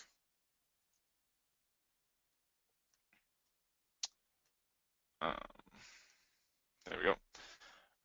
Yeah, so I mean that's something to keep in mind that if you're starting out with this business, you get a product live. I've seen too many people, they get to that stage and then they kind of stop. They think that their work is done, but that's really the only first half or maybe even first 30% or so of this business. What happens after you get your product live is where you make the money, is where you build a business that you can use to sort of have financial freedom in your life and all the other benefits. It's what you do after your product gets live. And so here's just kind of an overview of the stuff that we're going to cover after you get your product live. So first, you get a few positive reviews for your product, very critical because, I'm sure if you shop on Amazon or any similar sites, depending on where you're from, you may check out products, and if it has 0 reviews, chances are you don't want to give it a try. You don't want to be the first guinea pig for the product. And so a very important first step is to get a few positive reviews. Then you want to launch your product. So there's a way and a system that I'm going to talk about that you can use to get immediate sales for your product. And that has a lot of different benefits other than kind of the obvious of producing some sales. And so you get a few reviews, then you launch your product so you can really start getting some benefits from this business as quickly as possible. Then your goal is to increase the overall conversion rate of your product. We'll talk more about that in a second. But you've done this initial launch, you've got some credibility, you've got some customers, you can get some more reviews. So now you want to increase the conversion rate. Then you want to increase traffic. We see a lot of people who they go after and they want to start running all kinds of different ads and getting different sources of traffic, but their product is not converting really very well. They don't have the right keywords optimized. They don't have very good images. They may not have enough or may not have very good reviews. And they start throwing traffic at it and then wasting a bunch of money. The much more efficient and smarter way to do this is you increase the conversion rate first, then you start driving traffic. And then after that, once you've got this one product cranking along, eventually, unless you're going after one of the most competitive products on Amazon, eventually, and even then, eventually the sales volume for any single product is going to cap out. Depending on what product you're selling, like Jason mentioned, spatulas and velvet hangers, like that's all good. I'm sure there's a lot of people that buy those, but eventually you're going to kind of reach all that volume on Amazon, and so then the only way for you to grow after that is either getting traffic from outside of Amazon or likely even easier, just adding more products to your business and really building out your brand. So these are the kind of 5 steps that we're going to cover. So before we do this, I know there's a lot of people here who may not be as familiar with Amazon, or even if you are, this may kind of be a reality check, is how a product actually sells on Amazon. It's like you've got this thing live, you know there's a lot of sales. Amazon does about, last year, like $135 billion in sales, but how does a product actually produce sales? So there's a few different ways. So one of the ways, and the most popular and one that drives the most amount of sales and traffic, is basic keyword search rankings. So in this case, I just did a keyword search for shiatsu massager. Maybe I've heard about this from a physical therapist or a friend or family member. And so I go on Amazon. I don't dig through a bunch of categories or any of that kind of thing. I just pop in the search bar the keyword that I'm looking for to search for the product. And that's how, a bunch of products pop up. So this is the primary way most products sell on Amazon, is just basic keyword search rankings. There's also category rankings. So depending on what kind of product you're looking at, you may end up stumbling upon a category ranking page, or you may end up clicking through to a category ranking page. For example, maybe you end up you're looking specifically for like an electric massager, and you end up on a page, you end up going and seeing one, and you're not really happy with that one, so you click the category listing, and you want to see, okay, let me see the top 100 best electric massagers that Amazon recommends. And so this is another source of sales for you. Another one, a big one, is special feature sections. Could do, probably 20 minutes of just covering the different sections products get featured on Amazon. There's all kinds of different ways products get featured. This is one of them. This is customers who bought this item also bought. So this lets somebody know that if they're looking at a product and maybe they're either not happy with that one, or they're looking for something slightly different, or they want to buy that product and something else, an accessory or a complementary product, then products will show up in this section. Customers who bought this item also bought. There's also most wished for. There's hot new releases, there's top rated, there's all kinds of other categories like these, which is kind of funny because sometimes you'll throw a product up on Amazon and you'll start producing sales kind of out of nowhere, and you'll wonder where they're coming from. A lot of times it'll be coming from one or more of those sections that you don't even know you're showing up for, because sometimes they can be kind of hard to find for your own product. Another one is Amazon advertising spots. So we're going to talk about this. And so I've circled all the items that say sponsored, sponsored, sponsored, sponsored. All of those are advertising spots. Funny enough, these did not exist until a couple years ago. There wasn't really this sort of way to advertise on Amazon. You could advertise on Amazon if you were a big brand, or you could advertise on Amazon to send people from Amazon to your own e-commerce store.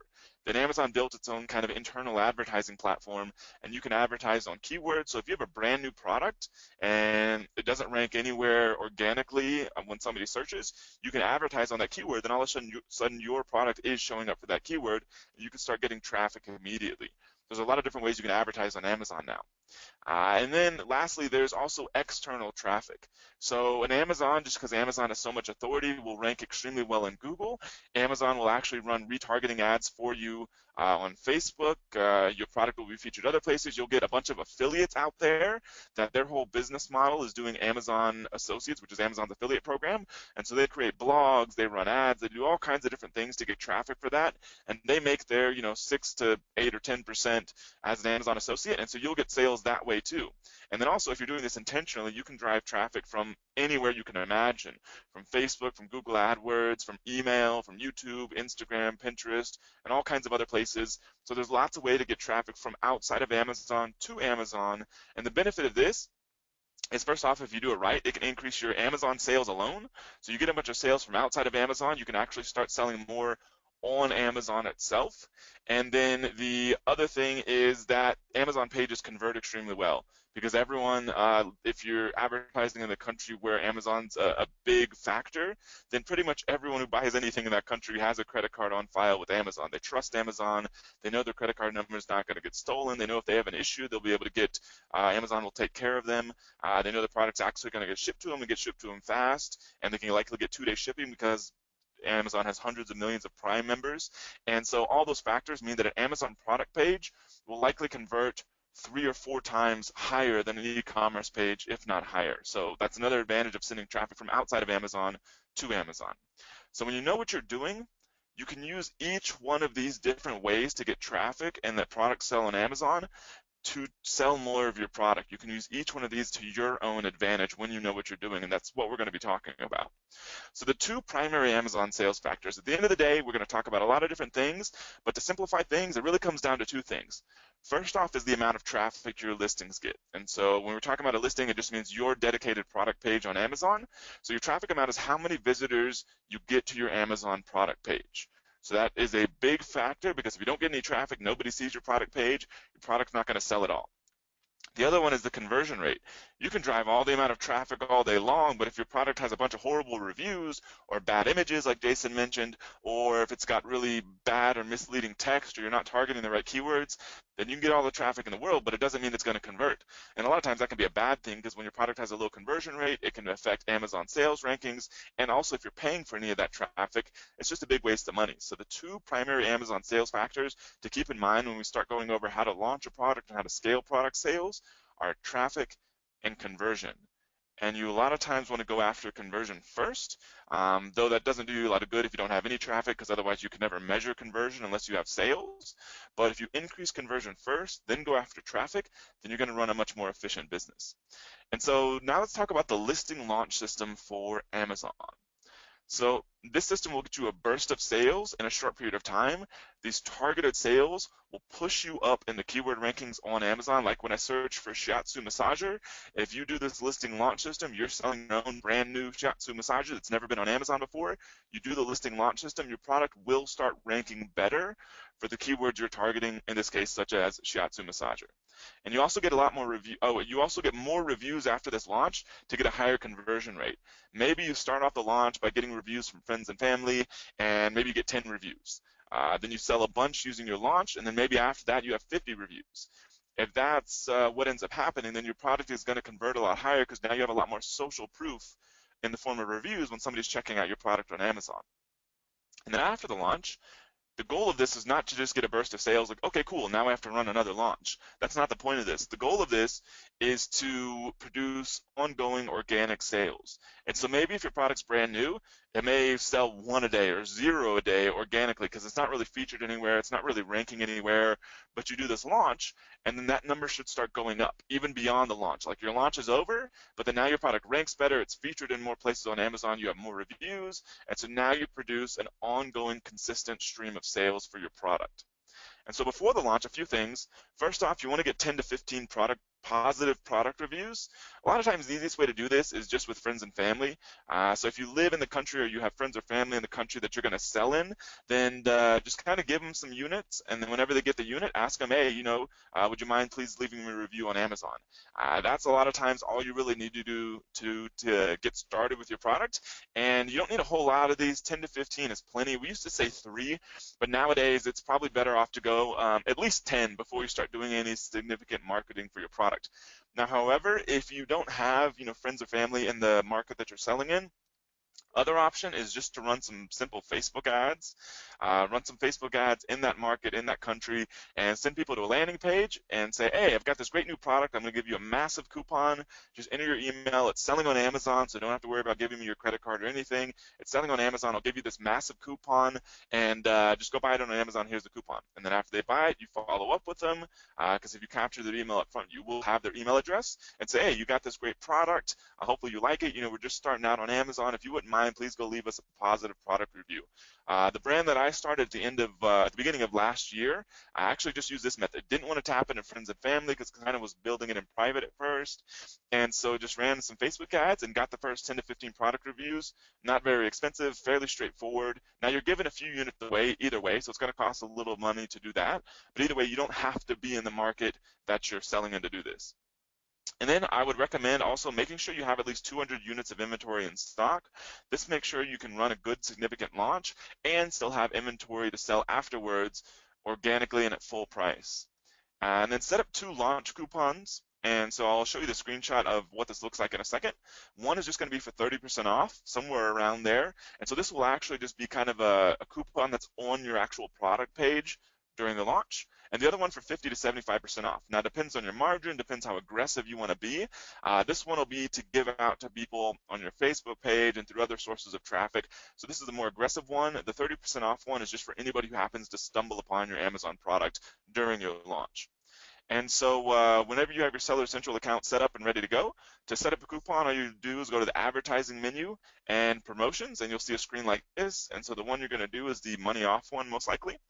And as far as the 30% versus 50 to 75% off, really the only difference is that for the 30%, you want to leave this little checkbox selected that says detail page display text. So you want to leave that one selected so that that coupon will show up publicly on your product page. For the other one, you don't want everyone on the planet to have a 50 to 75% off coupon, so you want that one to be private, so you unselect that so that one's not visible on your product page. And so here we go.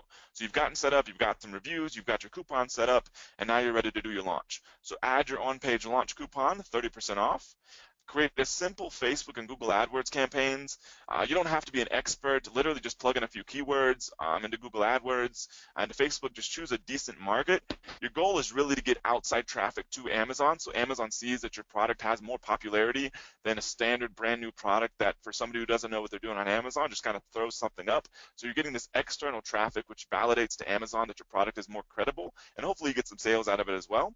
And so you can send this traffic directly to your Amazon product page. So simple Facebook and Google AdWords campaigns. And then go ahead and turn on your Amazon sponsored ads, which I'll show you in a second. And so Amazon sponsored ads is one of those, when I showed you the screen with Amazon advertising, it was all of those except for that big headline up top. And so it's just a keyword driven advertising platform within Amazon. You can plug in keywords and you can advertise on those keywords. So for your launch, you just go to advertising, then campaign manager. And then you'll see here, just to keep things as simple as possible, especially if you've never done this before, you don't even have to plug in your own keywords. Just select the automatic targeting campaign, and Amazon will go out and find keywords that are relevant to your product, and it'll advertise on those. So for your launch, if you've never done this before, you can keep things as simple as possible. You can set up this campaign in literally just a couple of minutes. And so once you turn on your Amazon sponsored ads, then go ahead and create an Amazon giveaway on your own product. These are incredibly effective, and so you're actually going to run one of these on your own product. And so if you scroll down to a product page whenever your product is live, there'll be a set up an Amazon giveaway section, and you're actually going to set one of these up and run it on your own product. This allows you to give some units away, and then Amazon, the cool thing is Amazon will promote these other places on Amazon and on their own Twitter account, and so you'll get extra exposure and extra sales from those as well. And then you're basically running this launch traffic for 3 to 5 consecutive days. Now, if you're starting off with other resources, like if you set up a Facebook brand page, or if you have any other social media channels, maybe you're really active on Instagram and you're like, you know what, I'm already really active on this socially, or maybe I already have an existing business, it's easy for me to set up and start getting a brand built on that platform. Go for it. You can do that.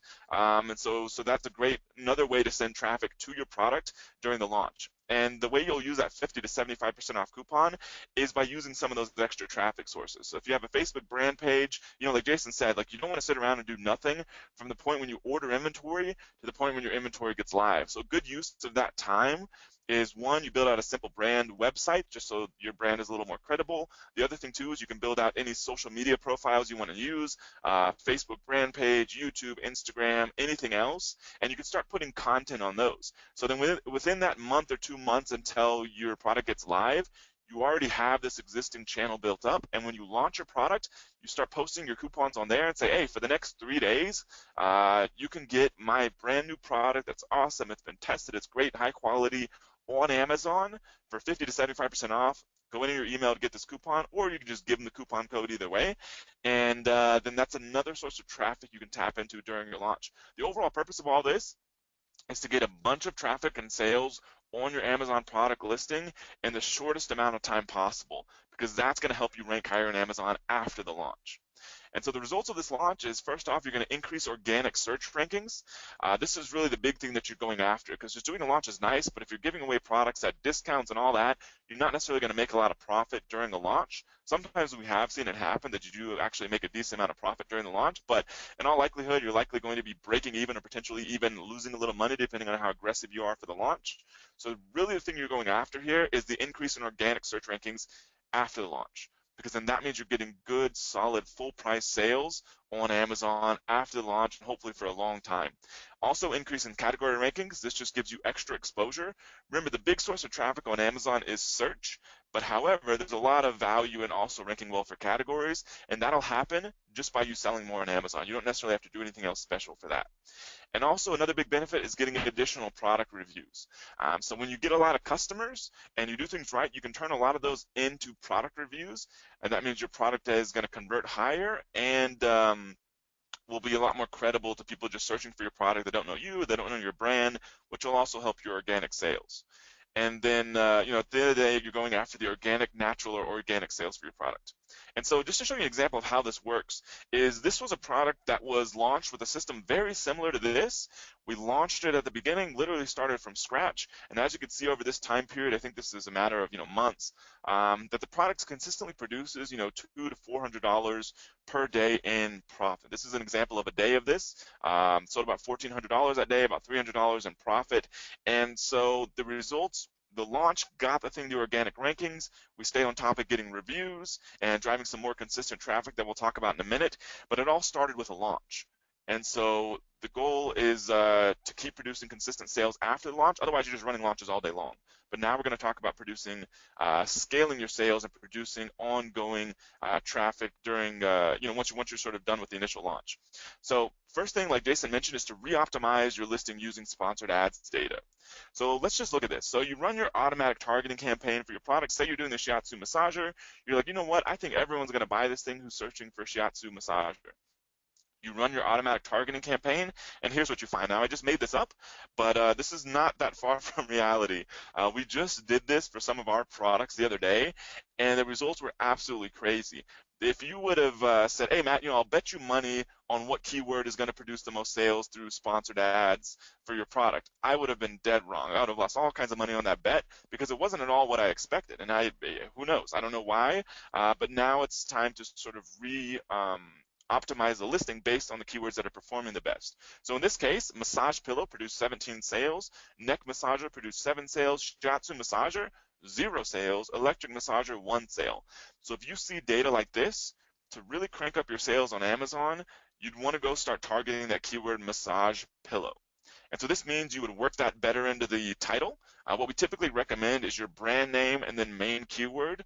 They kind of have a model number here, but if you were to do it the way that we recommend, it would be Zillion, or however you pronounce that, Zillion, and then the massage pillow. Make sure, yep, so massage pillow, and that would be the first thing in the title, and then you can add a whole lot of other stuff after that. And then also in the bullet points, you're also targeting that, and then also in the back-end keywords, whenever you're setting up your product listing, you go after that keyword there too. And so this does kind of two things. First off, it makes your product more relevant to that keyword, and so you'll hopefully get better organic rankings out of it. The other thing that it does is that you're already producing sales from this keyword. It means you're probably already getting a decent amount of traffic from that keyword. Now, when somebody searches for that keyword, they click on your sponsored ad, they go to your listing, now they know instantly that your product is exactly what they're looking for. Because at the very beginning of the title and the bullet points and everywhere else, you're saying, yes, this is absolutely massage pillow. Whereas before, they'd be kind of looking around, like, I think this is what I'm looking for, but I'm not completely sure. But now if you're heavily optimized for that, then not only are you going to keep getting traffic from that keyword, but you're going to convert more of those into sales. So it's taking those 17 sales and hopefully turning those up to 30 or 40 sales in whatever time period that you're looking at. So that's a big first step. Next one is to improve your listing quality. So this means better or higher quality images. A lot of times when we launch a product, we don't go all out with the images just to get started. It can take some time, take some money. We're kind of anxious to get started. But once your product is doing well and you want to invest a little more, it could be a great idea to get some higher quality product images. And another good thing too is that once you've sold it for a little bit, you can probably have a better idea of what kind of images to add. You may know what gender is buying your product, you may know what uses they're using it for, and you can incorporate all those things into some nice lifestyle images for your product. You can also look and examine what competitors are doing and sort of do something a little bit different, a little bit better than what they're doing. And so another great use of your time once your product is up and running is to create better or higher quality product images. And also, a good thing to do is start looking at your reviews that you're getting and incorporating language used by buyers. So if everyone is saying that, for example, for that shiatsu massager, if everyone's like, oh man, I love using this thing in the middle of the workday, it kind of gives me a boost of energy for the afternoon. And whereas before you may not have that information, but now that you have that information, you can start optimizing the text in your listing for that purpose. If you find a lot of people are using it for that, then you can start optimizing that in your bullets and saying, hey, this is great for a midday work kind of picker-upper for the afternoon. And so you can do that stuff, whereas before you may not have that information. You can do the same thing with competitor reviews. And so you may find that, you're looking at competitors because maybe they've been around longer and they've got hundreds of reviews. And so you have a lot of data there. You can look at their negative reviews.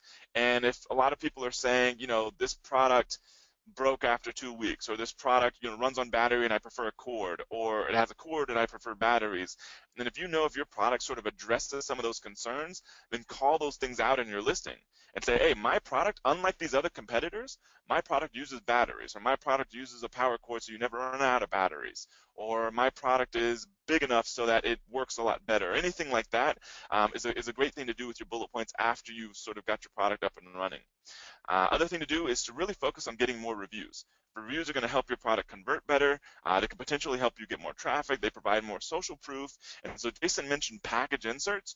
Those are a great way to get product reviews. Because one of the downsides to selling on Amazon is that you don't get people's direct email addresses that buy from you, which can be a big source of sales for any business. And so with your package inserts, hopefully you convert a lot of the people who buy your product that go to your website, they enter their email address, they get their package insert offer, maybe it's a coupon or a warranty or anything like that, or a special PDF or report, and now you have a way to communicate with those buyers directly. And so good thing you can do is follow up with them saying, hey, did you like the product? Do you have any feedback?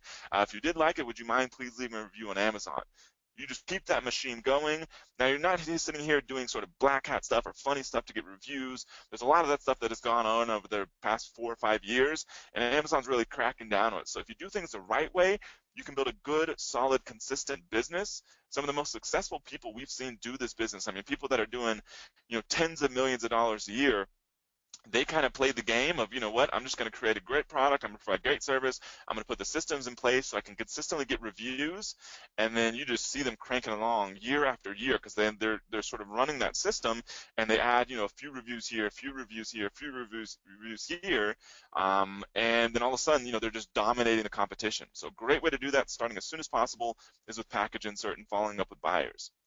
And the next step is to increase traffic. So now you can start thinking about scaling your sponsored ads campaigns. And so you've got your automatic targeting working. You kind of see what keywords are doing well, not doing well there.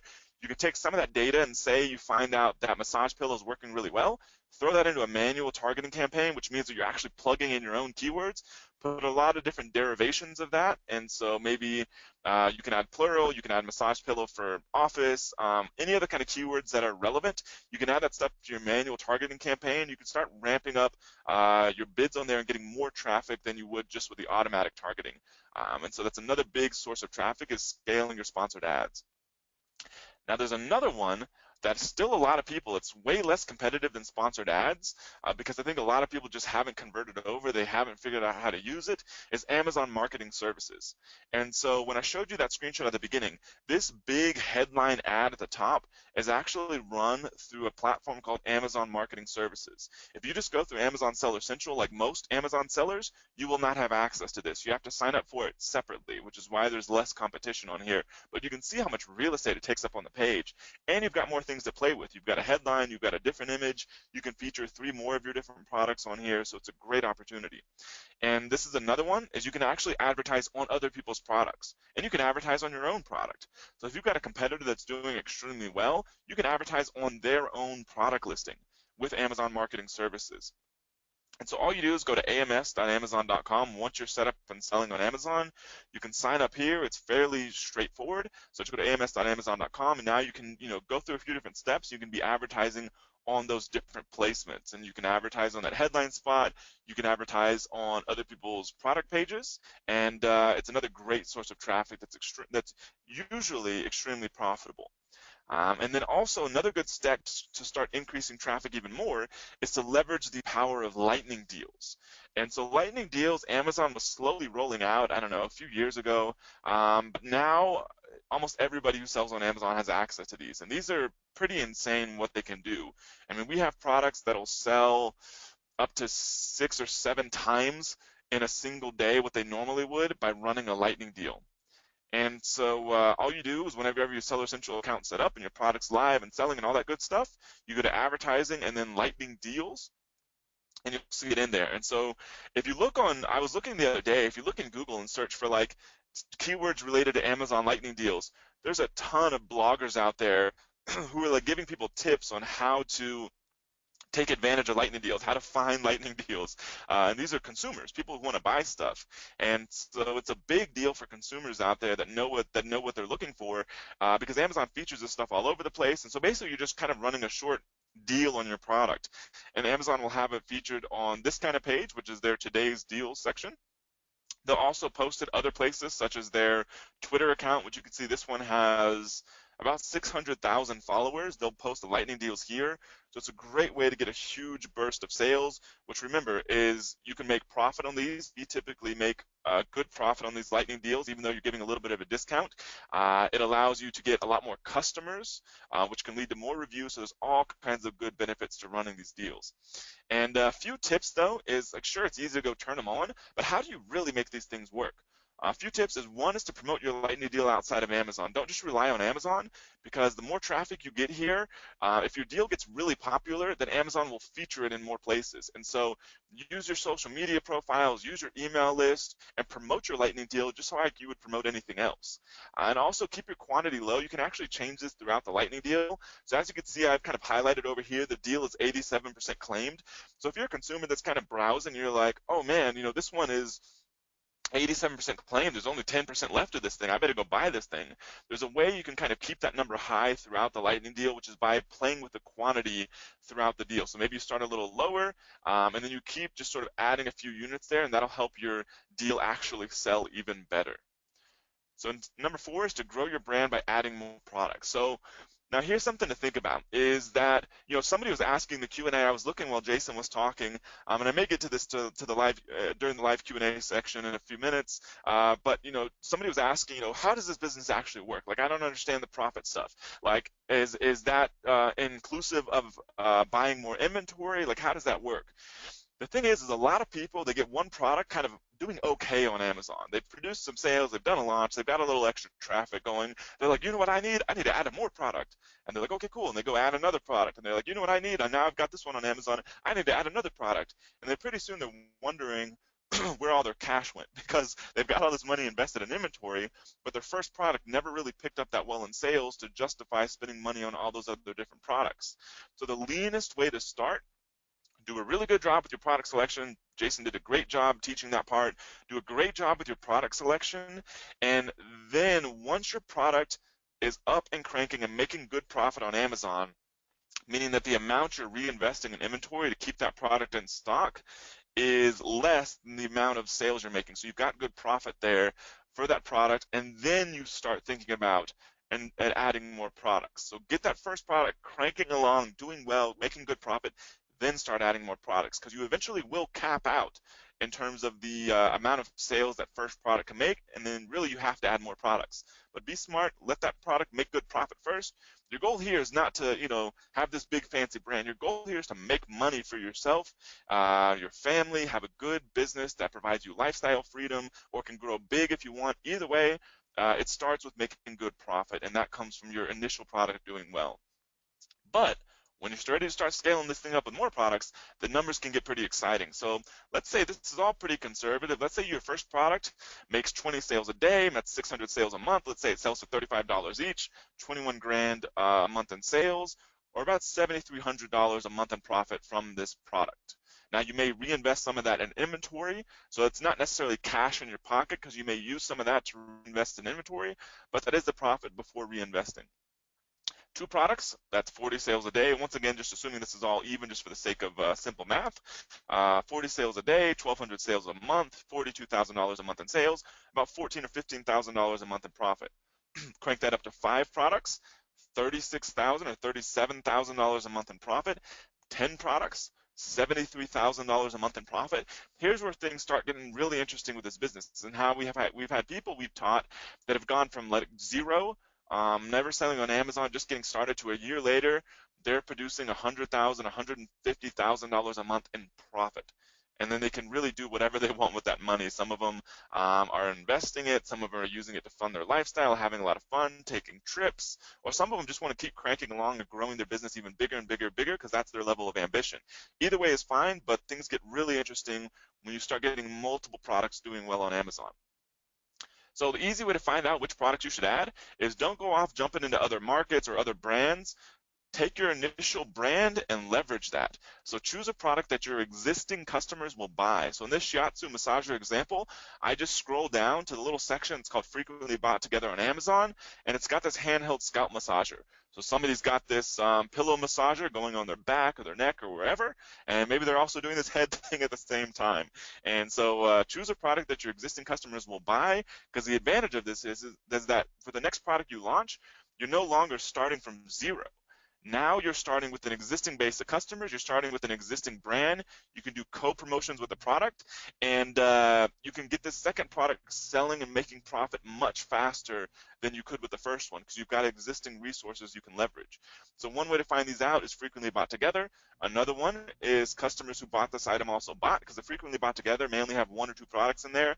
Customers who bought this item also bought has a ton more options. It's a great way to discover, like rather than you having to go survey your customers or any of that sort of stuff, Amazon's literally telling you, here's the other stuff your people are buying. And so you go look at those, and then you start launching those kind of products, and this is how you can scale this business up extremely fast. So use your existing base of customers to launch your new product. Hopefully you've got them captured in an email list or at least your Facebook page. And so you say, hey, you bought this first product. Hopefully you had a great time. It was a great, good quality product. You know that's what we're about as a brand. I've got this new product coming out, and because you're a loyal past customer, I'm going to give you exclusive discount. And so then you give them discount. They go buy your product as part of your product launch. Follow up them, get reviews. And so rather than you going to having to hunt down friends and family or run Facebook ads or any of that kind of stuff to get reviews, you can just use your existing customers, and hopefully right out of the gate you can get 50 to 100 reviews for your new product. And then all of a sudden that one, rather than taking weeks or longer to start producing consistent profit for you, now all of a sudden it can be doing it in a matter of days, because you've sort of launched it with an existing resource. You can rapidly scale your business by growing your brand. And so one of the last things I want to talk about is building a world-class brand by going global. So let me show you an example, and you may want to kind of pay attention for this, because this is pretty insane and there are huge opportunities. So remember when I sort of started this part 2 of this presentation, I was asking you, where are you from? What country do you live in? A lot of you all are from the US, which is great. A lot of you all are from outside the US. There's a good chunk of you all who are from Europe. And so take a look at this. So on Amazon.com, Amazon's main platform, produces most of the sales for Amazon. So this is what most people focus on.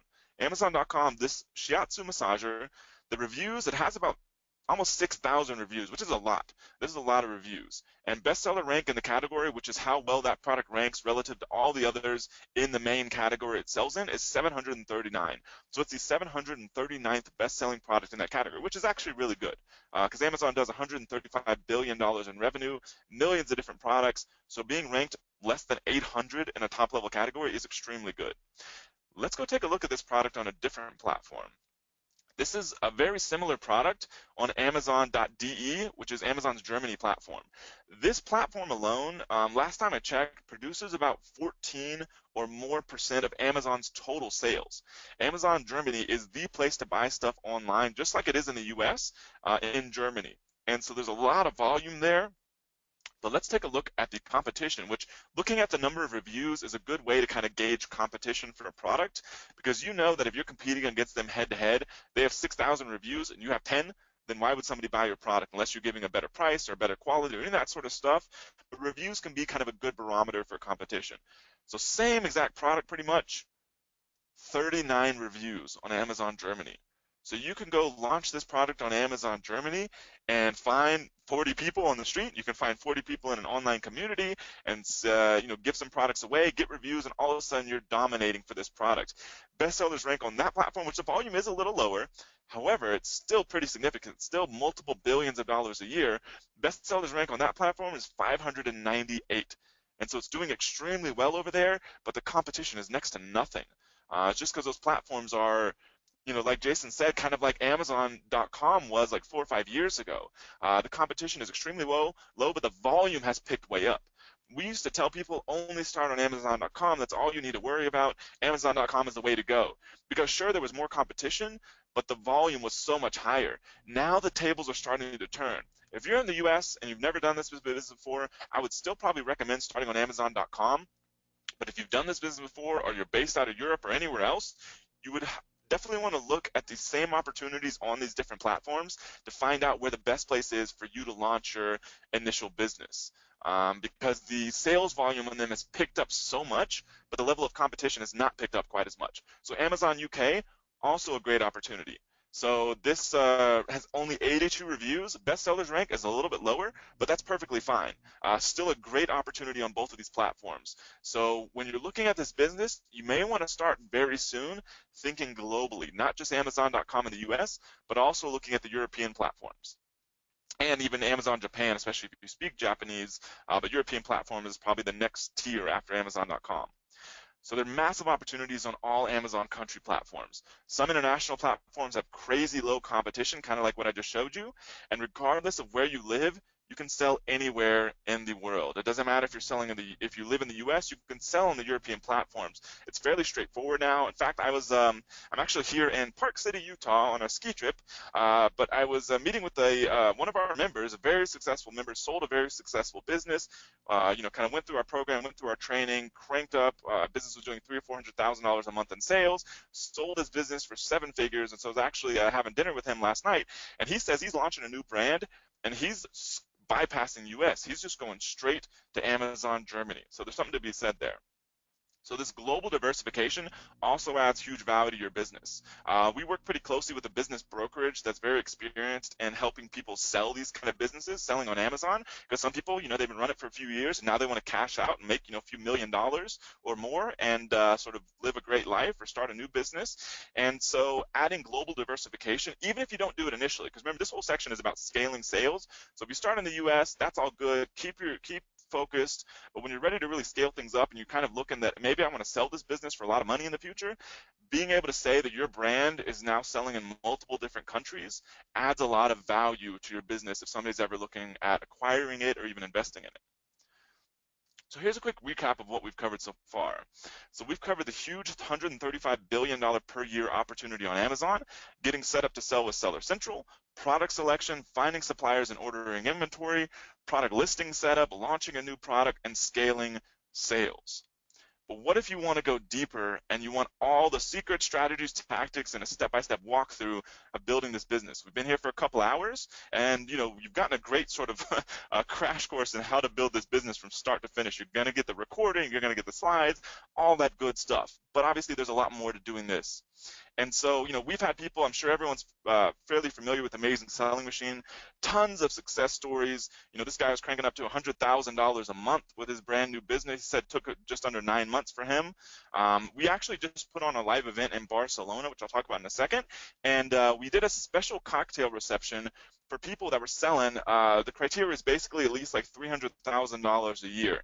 And so as you can see here, these are some of because we did an automatic verification tool that actually pinged their Amazon Seller Central account and looked at how much revenue they had generated in the past 30 days. And so this is the results. As you can see, there's a few people here that are doing over $1.2 million month on Amazon. So it's about $15 million a year. They started with this program, they built this business, tons of other people doing multiple millions of dollars a year. And this was just kind of a smaller event for us anyways in Barcelona for some of our members. And so you can see the power of what this can do. Here's another person. This is James Watson. So this guy cranked up to $100,000 a month also. Jan Michael Flores also at $100,000, and he was 7.5 months to get there. And here's somebody that's in our other community that's about $100,000 a month. And here's somebody, because I know when we asked at the beginning, like, do you already sell on Amazon? And then some people, I think about 18% are already selling on Amazon, and they're already doing pretty well. This person was already selling on Amazon before they took ASM, and now this person is doing $3.5 million a year. So there's a lot of value even if you already are selling on Amazon, and it can be easy to apply a lot of that stuff to your existing business. So there's one single program that's produced all these results and many more, Amazing Selling Machine. So this program has changed thousands of lives all over the world. It walks you through every single step of building this business from scratch, but there's just one problem. Is doors to Amazing Selling Machine have been completely closed for 18 months. This means not a single person has been able to get into this program for a full year and a half. And you've spent the past couple hours here with us, so we know that you're extremely motivated to build this business. You're somebody who wants to take action and build a life-changing business. So we want to take just a few minutes to share a special opportunity with you before we get into the live Q&A. So you see, Jason and I have been busy working with the Amazing.com team to completely rebuild our platform. This is a lot of what we've been working on for at least the past year, is completely rebuilding our technical infrastructure, our e-learning platform, so it's better than anything else out there. We've made it faster, easier, more intuitive, and we're just getting started. We've also, a big thing, is been busy building our own Amazon empires. When we ramped up Amazing Selling Machine, we were so busy helping other people build incredible businesses, we didn't even have time to focus on our own businesses selling on Amazon. So we were sharing this opportunity. We were so busy cranking up with Amazing Selling Machine and Amazing.com that we kind of didn't have time to focus on doing our own great physical products businesses. So now we both once again own successful physical products businesses following the exact same model in Amazing Selling Machine, but with some powerful new enhancements to the model that we'll be sharing. So we recently put on a large live event, kind of smaller for us, but I guess it had about 350 people, so maybe larger on most people's standards, in Barcelona, Spain, filled with hundreds of past ASM members. The incredible stories these people told us, it happens almost every live event that we put on. We just hear so many people that have been with us for years about all the life-changing benefits that they've experienced by going through Amazing Selling Machine. So this really reinvigorated our passion in us and gave us the feeling that we owe it to the world to help even more people. We heard stories of members, a lot of times you hear people's excuses about why they can't build a business or why they can't get started. We heard stories of multiple members who couldn't even speak English and had to use Google Translate to go through ASM that have built life-changing businesses with this program. So lucky for you, as of today, after 18 months, we've decided to let a few more people into Amazing Selling Machine. So in just a few minutes, we're going to go into the live Q&A section of this workshop. But first, we want to share with you this life-altering opportunity that's helped thousands of people from over 100 different countries build real long-term businesses. So let's just talk about a few of the components real quick. So first off is the 8-module online web class. So module 1, you learn an overview of selling on Amazon, setting up in your personal name versus have a business, creating an Amazon.com Seller Central account, whether you're in the USA or really any other country, the brand creation strategy, daily sales and profit calculator, categories to choose and categories to avoid, and the main elements of a killer Amazon opportunity. Module 2, we talk about ASM product selection criteria, products to avoid, the 5-step product opportunity finder system, bestseller ranking analysis, how to determine if your product is keyword driven and why this matters, and finding and working with suppliers, and international product sourcing made easy.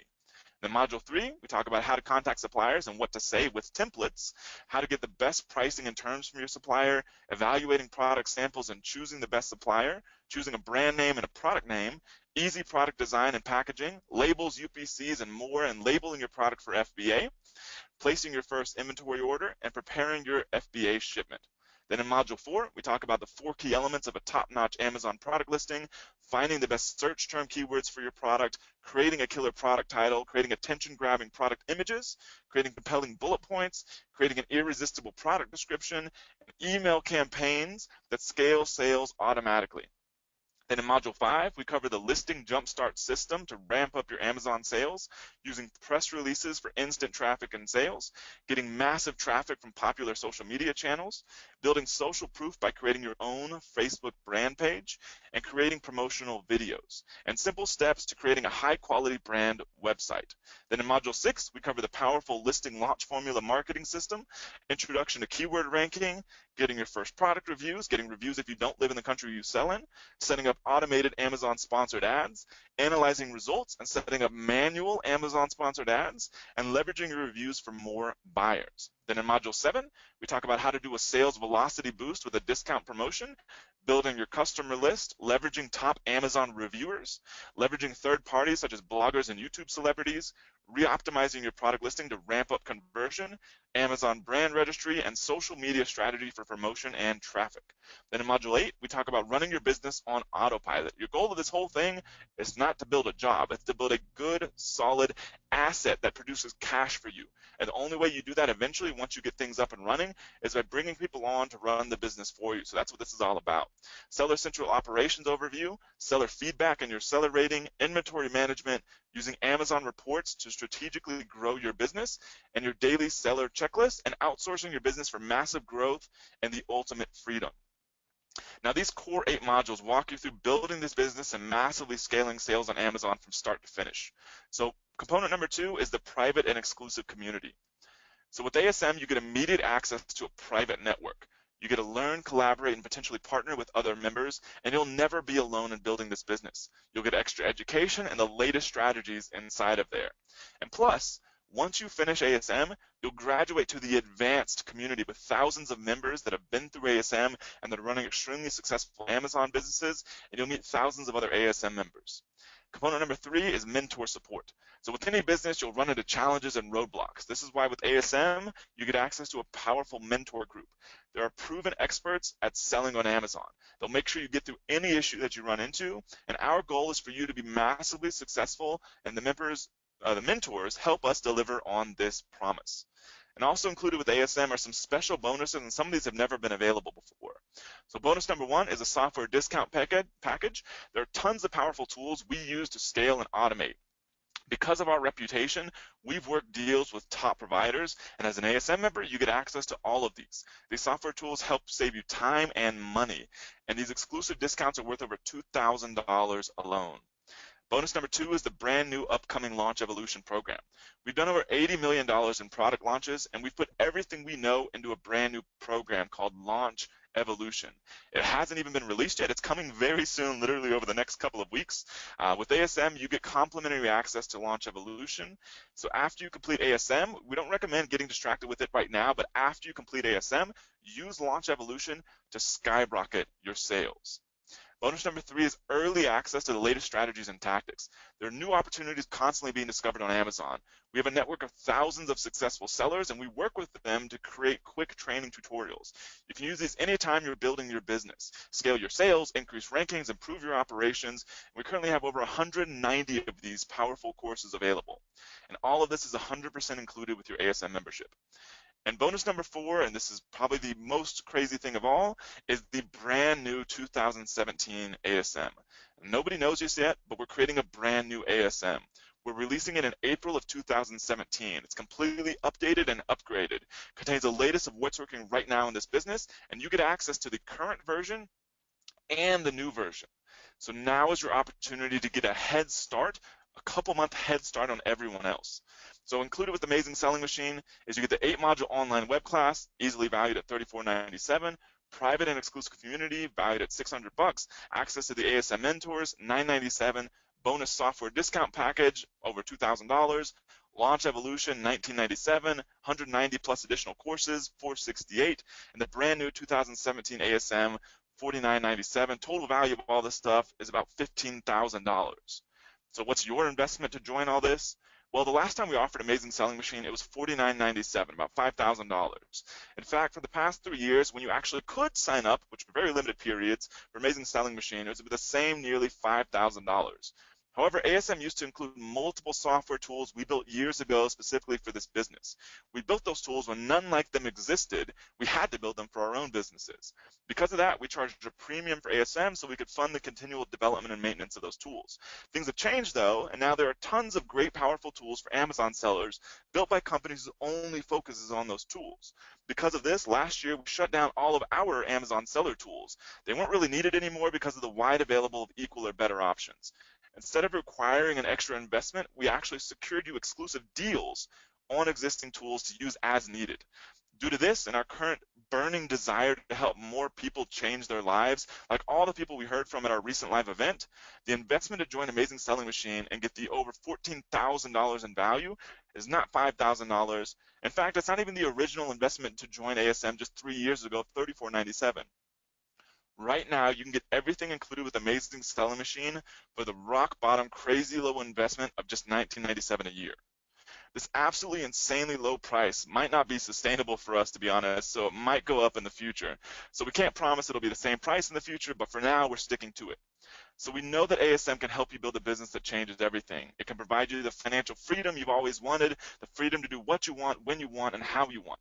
And you can try it out completely risk-free for a full 30 days. When you join, you have a full 30 days to decide if it's right for you. You can go through 4 weeks of the online web class, engage with the community, talk with the mentors, and access the bonuses, all without risking anything. Then if at any point you decide you want out, Just let us know and we'll give you back your entire investment. No questions asked, no hard feelings. It's really that simple. But however, there's just one small catch. As you know, the doors to ASM have been closed for the past 18 months.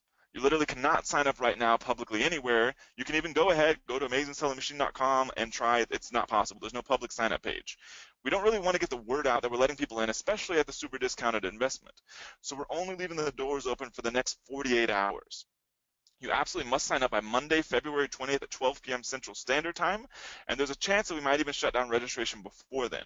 We do that if too many people sign up or if the word gets out and we need to shut down the registration page.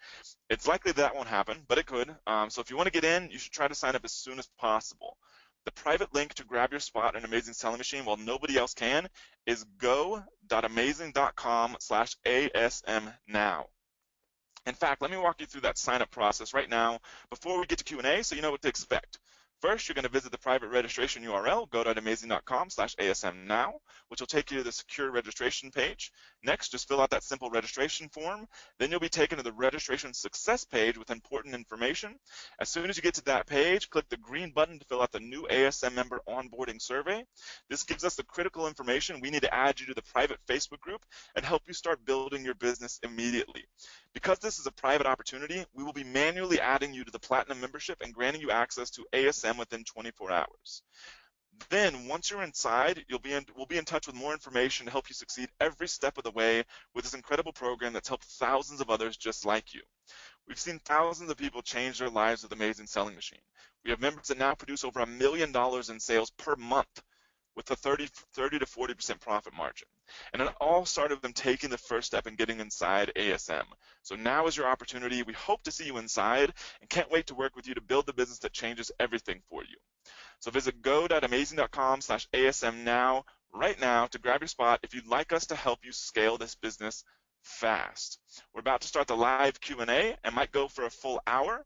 So if you want, you can go ahead and sign up right now. Then just type in the GoToWebinar Q&A box with something like "I'm in" so that we can welcome you to the community. So now we're going to get into the live Q&A. I'm going to take a quick break, grab some water. So Jason, if you want to take over. So just a quick announcement. We're going to be giving access to the recording, the slides, the 20 Hot products. I know a lot of people kind of jumped on here a little bit late. So we're going to be giving you access to the recording, slides, 20 Hot products, and all that good stuff will be emailed to you really by Monday. So I said next 48 to 72 hours. We're going to try to get that out as quickly as possible, but pretty soon after the live workshop is over. Hey everyone, all right, so let's get right into the questions here right away. I'll start answering some of them while Matt takes a quick break to catch his breath. Give me 1 second. Actually, Matt, what page do you want to keep up while I'm doing this here? We can just leave the one I have up now. Like I kind of went out of presenter mode, but this is good. All right, cool. All right. So the first question, Jerry's asking, how much, Jari, I think it is, how much money do you really need to start with? And this has definitely changed. When we first started a few years ago, we had very successful students start with just a few $100s. That's definitely changed now. We're recommending, really about $2,000 for inventory is about the minimum you want to start with. When I say inventory, actually, I say $2,000 in general. That's about the lowest amount you really want to start with, and that's all the expenses going in. That means getting your inventory, having some money for marketing expenses and things like that. So about $2,000. But remember, you're investing in starting in a business. So this is not some, I don't know of any other business that you can start that inexpensively and build a real brand. So it's definitely a low-cost, high success rate investment. Hang on 1 second, sorry about that. The next question here from Natalie. If you are Canadian and want to sell on the .com market, do you also have to pay taxes in the U.S.? It really depends on how you set up your structure. At the end of the day, when you're bringing your, so again, I'm not an accountant, I'm not a lawyer, I'm not anything like that. I'm just telling you, I am a Canadian who started out selling in the U.S. I eventually got my visa, moved to the U.S., but I still go back and forth. And so, no, you don't really have to pay taxes in the U.S. You will have to pay taxes, but the way it works out, it's where you're spending most of your time. It depends on how you bring the money in and all those kind of things. So you don't pay taxes taxes in both. And even if you did, at the end of the day, how it works is, so for example, let's say you had to pay taxes in the States, well then Canada would deduct those taxes, so you wouldn't pay them. So you'll pay them one place or the other, but you will have to pay taxes. But you won't have to be double dipping. For example, you won't have to pay taxes and income tax in both countries. When you abandon non-successful products, that's a great question, Jari. So basically, my plan, the strategy I follow is, you have to be patient. And so, first of all, some products you'll have some people that, within a couple of weeks, boom, their product will take off. And they'll start making money super, super quick. Other people, it's a process. But once you follow the marketing system, and especially when you follow something like ASM, by the time you've implemented everything, you know whether or not your product's doing well. But the big thing to note here is that you definitely have to work it every day. I mean, when you go outside, you look at billboards, you see billboards of Pepsi, Coke, all those kind of things. Well, we already know Pepsi and Coke exist, so why did they keep advertising? Because marketing is a constant process. The second you stop advertising, somebody else is going to be advertising and getting their attention.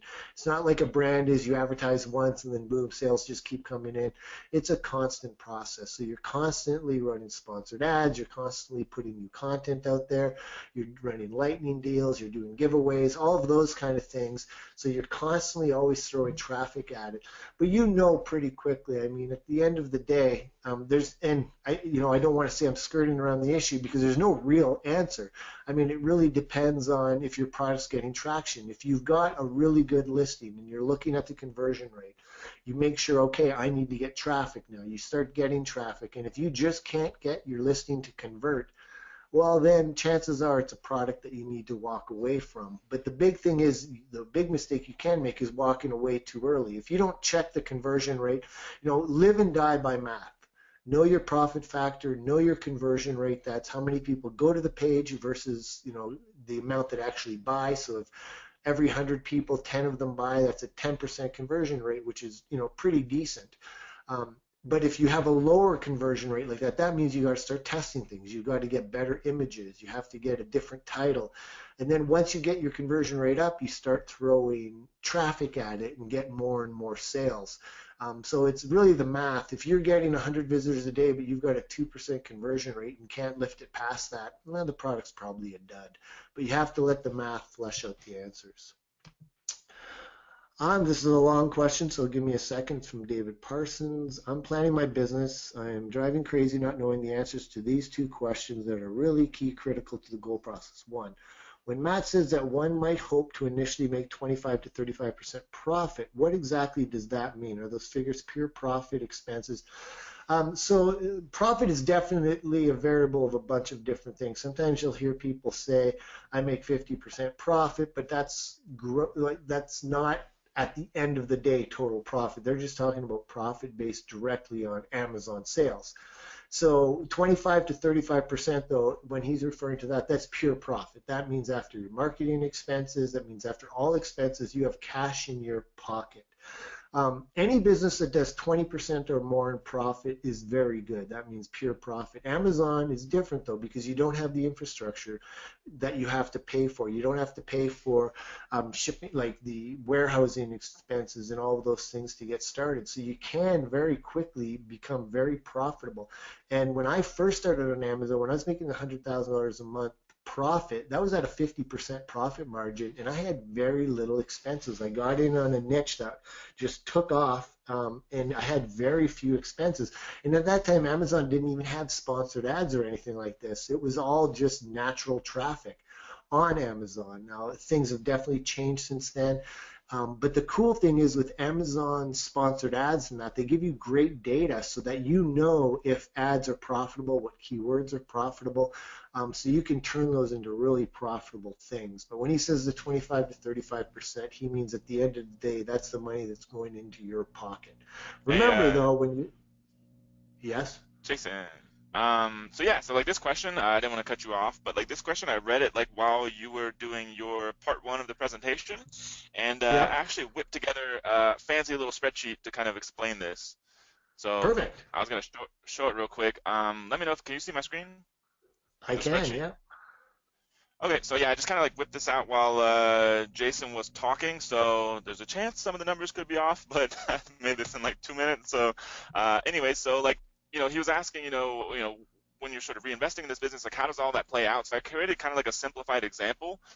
So I just put that like you bought 250 units, and the product cost you $15. That's with shipping, that's with packaging, that's basically $15 to get it to Amazon.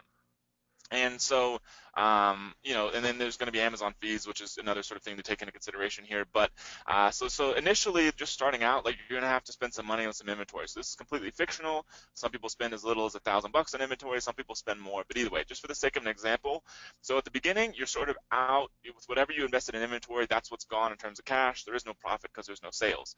And then let's say all you do is, just to keep the numbers simple, you sell all of those units.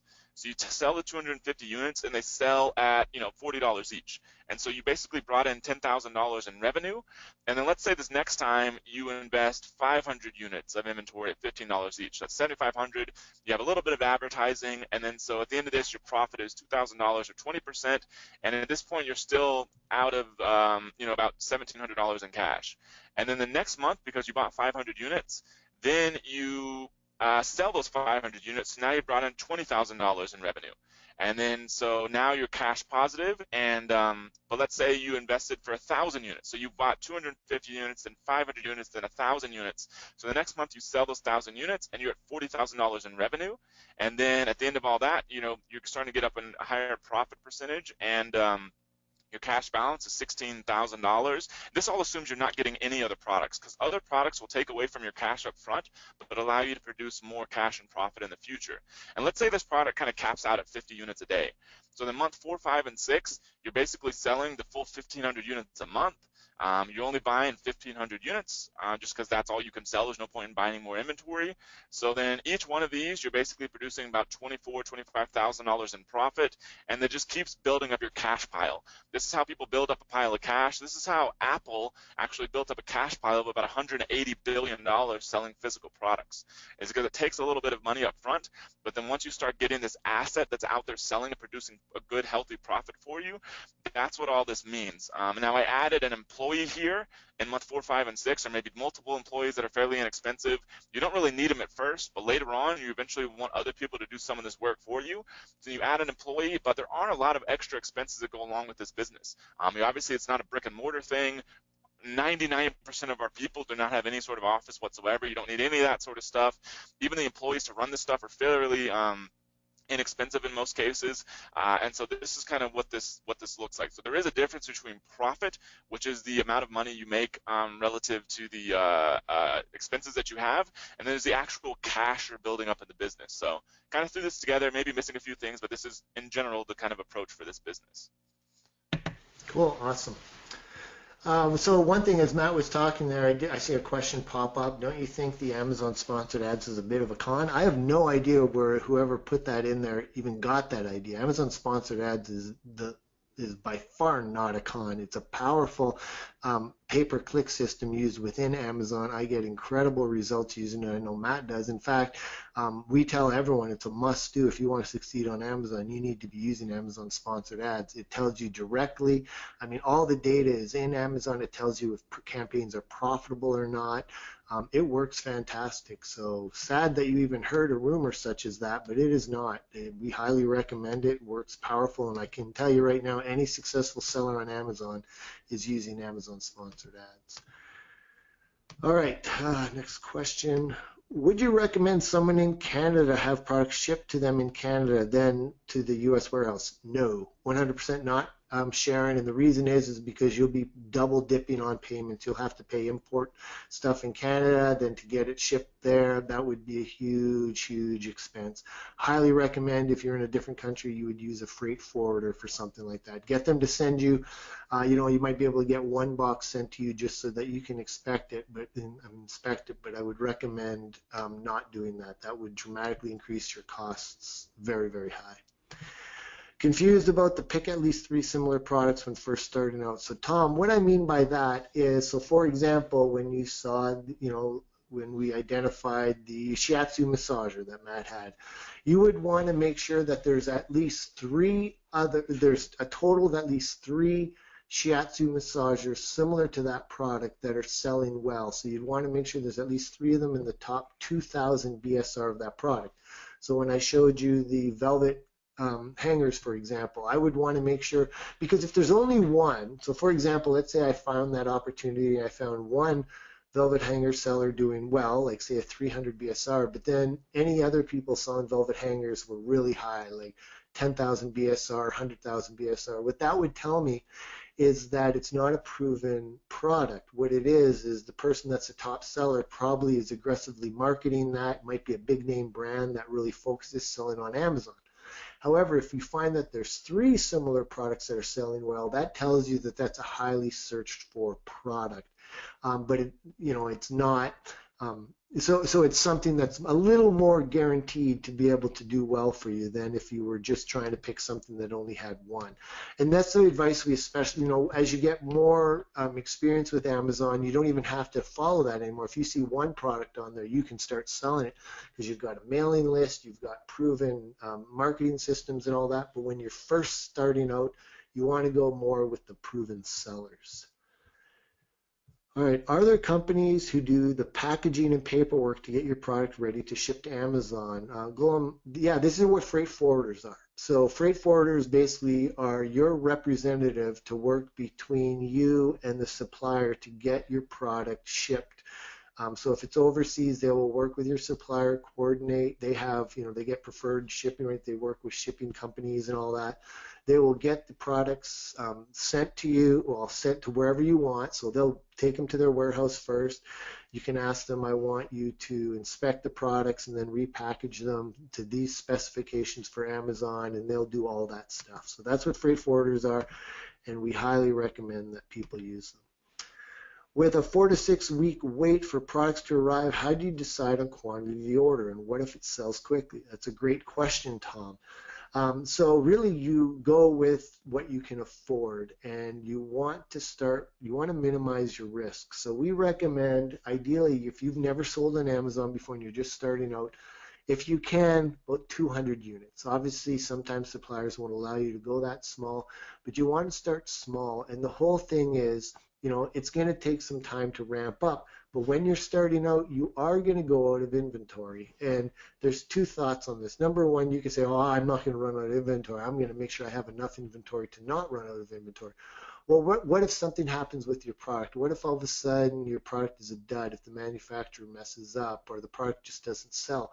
There's so many variabilities and risks. It could be something that suddenly, all of a sudden, Fox News does a special report saying, don't buy these types of products. They've been proven to do this, and ruin your whole business. There's so many variables. You want to start small. You want to prove the product works and then reorder. Going out of inventory 1 or 2 times for a short period of time isn't going to kill your business. Once you know that it's selling, you say, okay, I'm going to order more, and you start calculating and watching your inventory very close. It gets to a point, though, after your second or third time ordering inventory, you really should be managing your inventory as such that you really watch the trends and you're not running out of inventory, because once you really start getting momentum, running out of inventory for extended periods of time can hurt. And I've known people that have run out of inventory for up to 6 to 8 weeks and don't seem to be able to recover well from it. Now, that's not always the case. A lot of people recover, but I think Amazon also looks at that, makes sure they want to have consistent product sales and all of those things. So initially, don't get stressed about that. Just manage from your cash flow perspective and minimize risk. But as you start selling, you're going to want to start forecasting and watching that a lot closer. All right, next question. How can I tell if it's an organic sale versus a sale from Amazon ads? Because Amazon will tell you in the Amazon sponsored ads reporting. Now, you won't be able to go. Amazon, there's lots of rumors going out there. We know a lot of people that have good relationships with direct people at Amazon. And in fact, we were told that there's going to be a lot of improvements over the next year with analytics and reporting. Right now, they're not the best in the world, especially when you go into reports and it shows you sessions and conversion rates and all that for your direct sales, it doesn't let you tell you how many are from organic or not. But what you do is you look at your total sales in one report. Then you go to your Amazon sponsored ads report, and it'll show you how many sales you made that day.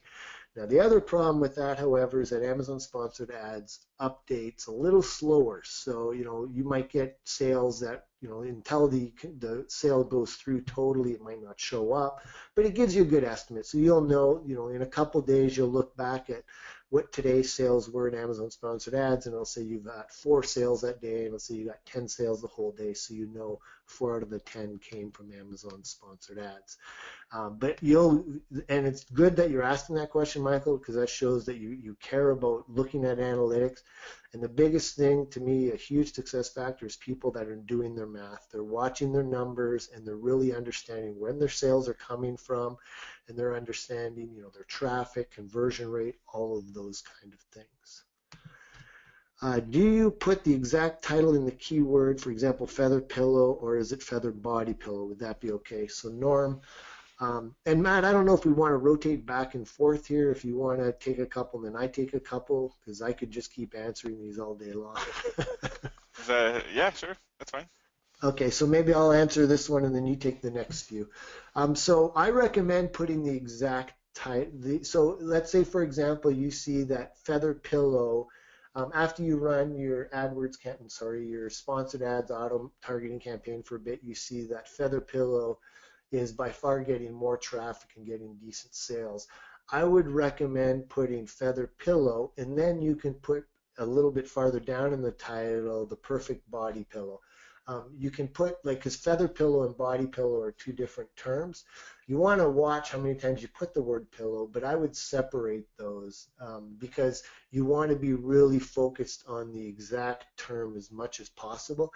A big thing, though, watch, a big mistake that a lot of people make with keyword optimizing is they focus so much on the keyword optimizing, they forget that a customer actually has to read the title.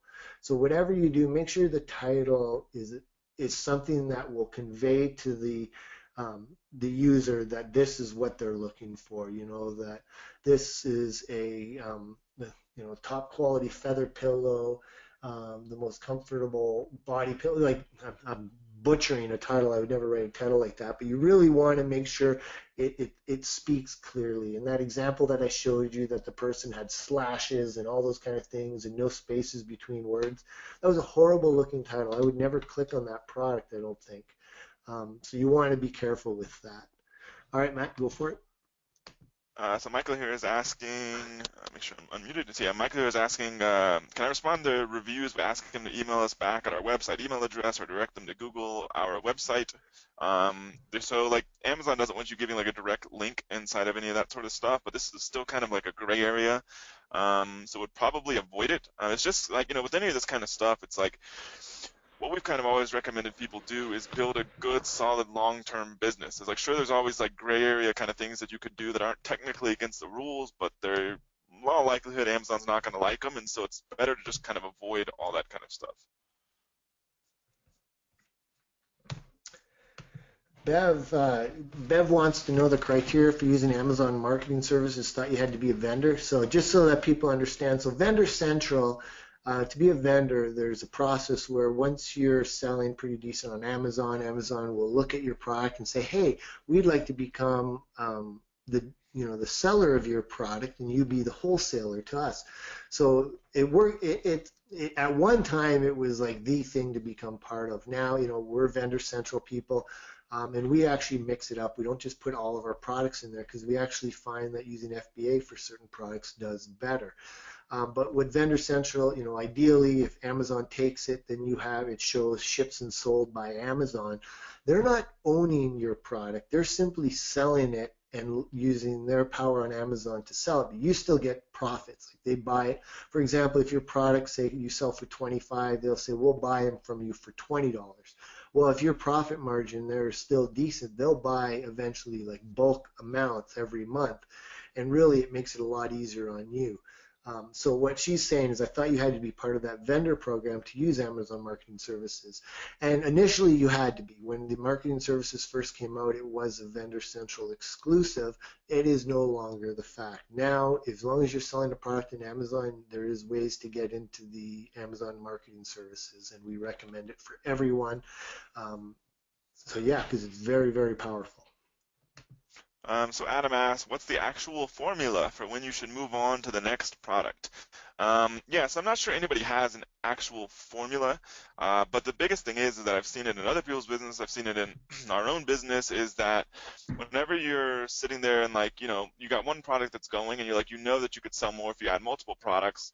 As soon as you add the next product, the first one, the sales start going down. Like we literally just ran into this issue with like our kind of best-selling product in our own brand, and it's much better, like what I would say, and I haven't created a formula, so I'm kind of making this up on the fly, but I would say is that when your sales of your primary product are good, solid, profitable, and stabilized, meaning that day after day you're producing pretty consistent profits, and you know exactly what kind of inputs you need to make that happen. So you know that you need to spend at least, 20 minutes monitoring your sponsored ads. You know that you need to spend 10 minutes making sure that you don't have any new negative reviews and responding to all reviews. And so if you are able to build that stuff like into a checklist and your sales are stable, then I would say it's time to add a new product. However, if you're just like, okay, this product's doing good, maybe one day it sells 1,000, the next day it sells 500, the next day 1,500, the next day 200, that's just too much of a roller coaster, like something you need to work on there, because otherwise what's going to happen, what happens to a lot of people, you start adding new products, and then you forget about your big money-making products, and they start going down. I mean, it happens all the time, and so that's what I would say. So hopefully that's a little more clear. Can you, Golem is asking, can you add products on different categories? Absolutely you can. So if I'm selling, let's say I'm starting, I have a product in home and garden, and I want to start selling a kid's product, you can absolutely do that.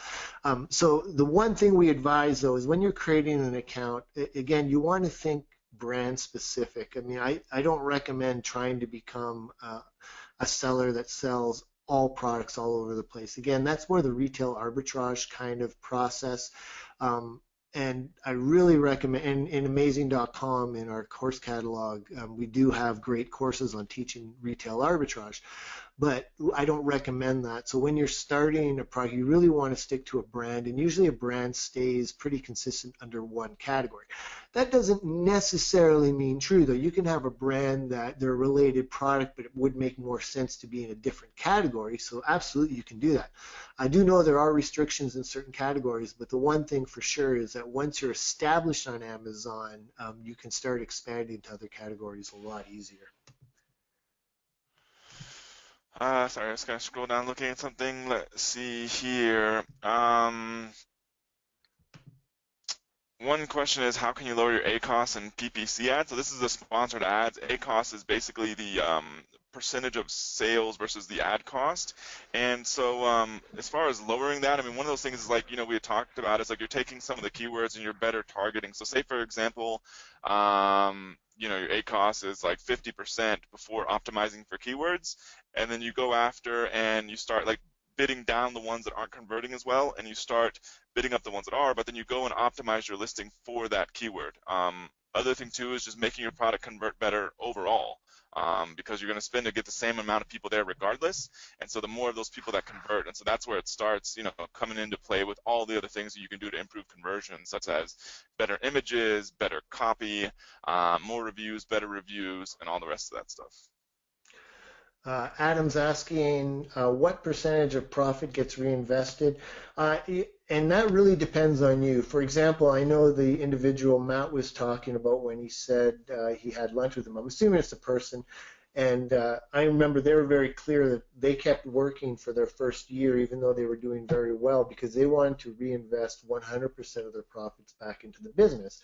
So he had a good job. He was able to support everything with his job, and he just kept reinvesting profits to grow the company. Some people might not be able to do that. So it really depends on your cash flow needs. The more you can reinvest to grow the company, the faster you'll grow it, but it really depends on you. So there's no magic answer to that. It's whatever you can afford to reinvest. Let's see here. What's a good conversion rate to shoot for?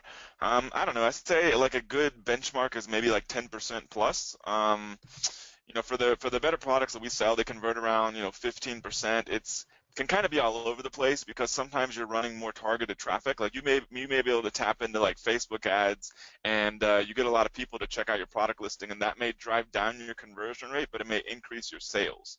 But I think like a good benchmark is about 10%. So if you're too much below that, then there's probably some easy work for you to do to increase that conversion rate. But when you hear people saying that their conversion rate is 40%, 50%, I think a lot of that is kind of circumstantial. Like they may be running some very targeted ads, or may not be running any ads at all, and whatever. They're just converting a small number of people at a very high rate, or they may be running a promotion or any of that sort of stuff. But I think that's kind of a good benchmark. Hey Matt, just so that I'm making sure I'm not re-asking the same questions, I want to make sure if you can change the flag to green on them once they're answered. Okay. Thank you. By selecting a product to sell, do you look at the number of products that show up on a main keyword for that product? That's a great question, and yeah, I do at times because, for example, if you let's use the velvet hangers thing. If I'm looking at, let's say I'm comparing velvet hangers to the gardening kneeling pads, and I type velvet hanger, that's the top level keyword for that, and I see that there's 1,000 other sellers selling velvet hangers. And then I put in garden kneeling pad and I see that there's 100 other sellers. And so if all things being equal with those two products, I'm going to go for the garden kneeling pad because there's less competition on there targeting my keyword. So it is a variable, that's something that is good to look at, but it's definitely one of the after facts that I look at once I've gotten all the information. So Sharon asks, so many people say this is a business you can run from anywhere. However, I've been told that if Amazon sees you try to log in to your account on a different computer, it will shut you down. Yeah, that's not the case. The only time it kind of doesn't like that activity going on is if like you're logging in and out of like multiple seller accounts and Amazon doesn't know this is going on. Amazon doesn't know the accounts are linked, but you literally using a different computer, that should not have any issue. Like we have people that we've put on live events with a couple thousand people and literally have like thousands of people all log into their Amazon seller accounts from the same location in a different city than they live in. In some cases, I guess, a different computer, logging on mobile device versus laptop and so forth, and it's not really an issue. Cool. Dennis or Denise, I'm sorry, is asking if you have a product at FBA in the UK, can they ship from there to Germany, or do you need another FBA in Germany? That's one of the awesome things about getting set up in the EU. All things being equal with those two products, I'm going to go for the everything works together. Now, eventually you'll want to move things around, but getting started, yep, you can have it in one location and it gets shipped everywhere. So, and that's how it is right now for us. I don't know if things might change for that, but it does work that way. You didn't answer Gary's question about what do you recommend to somebody who works a full-time job and wants to sell on Amazon as a side hustle? No. Okay, cool. So yeah, interesting thing about this business is that, especially at the beginning, especially before you're really moving along well with sales, is it doesn't take a lot of time to build because some of it's a waiting game. You may wait on a designer to get packaging design back for you. You may wait on a supplier to send you samples, or may wait on the supplier and the freight forwarder and all that stuff to get your inventory all the way to Amazon. You have to wait on Amazon to process inventory. And so, like Jason said, like you can do this business in an hour or two a day. An hour a day, especially at the beginning, is probably plenty. And so, if you're working a full-time job, we've had tons of people that have built this business with full-time job, and they have, multiple kids, and they're sort of building this business on their nights and weekends, and it's very possible. Now, once your sales start picking up and your profits start picking up, that's when you kind of have to make a decision. It's like, do I want to still spend all my time 8 or 9 hours a day at this job, or do I want to spend more time building this business so that I can eventually run the business full time? That's kind of up to you at that point, but the initial time involvement is not that much. Zlatko, if I'm saying your name right, I hope so, asks, great question. If you advise you advise to ask for reviews by product giveaways or deep discounts. Amazon banned doing this a few weeks ago, true? Yes, it's been more than a few weeks ago. So what happened is Amazon does not allow you to incentivize reviews, meaning that you can't say to someone, I will give you a 50% discount as long as you give me a review. Now, obviously, there's some different factors in here. So if you have family, you could say, hey, if I give you this discount code or if I reimburse you after, would you mind buying your product and, doing a review? And it's your family. You ask for those kind of things. I mean, whether you want to do that or not, that's up to you, but you can totally do that. I mean, obviously, you don't want there to be anything written in the review, I got this for a discount, was asked for a review. You have to tell them Amazon doesn't like that. You're my family. I just hope you can help out. But what we are saying, though, is you can offer discounts to people. So, for example, if you sell whatever your conversion rate is for reviews, let's just say you get a 2% conversion rate of reviews on average. So, asking full price for every 100 sales, you get 2 reviews. And I'm just making numbers up right now. When you give a discount, and if your product's good, people are going to be more prone to want to give you a review. And you are completely allowed to ask for a review after the purchase is made. So you give people the discount. Once they have made the purchase, you are completely free to ask for a review. You do not mention anything, however, about, hey, since we gave you the discount, can you give us a review? You just say, hey, I hope you're loving the product. Would you mind giving us feedback or a review on the product? And because you gave them the discount, they're feeling better about you, they're feeling better about everything, they do want to give a review. So you got to be careful how you do it, but you are correct. You cannot incentivize reviews. And there's, people always say, oh, what about doing this? What about doing that?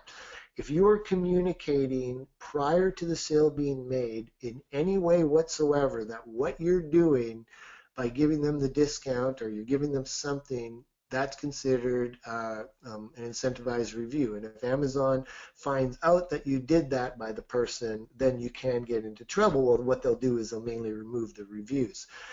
So you want to be careful with that. But by giving discounts, it still does a great job for getting reviews. And, that's what family and friends do to help you get started too.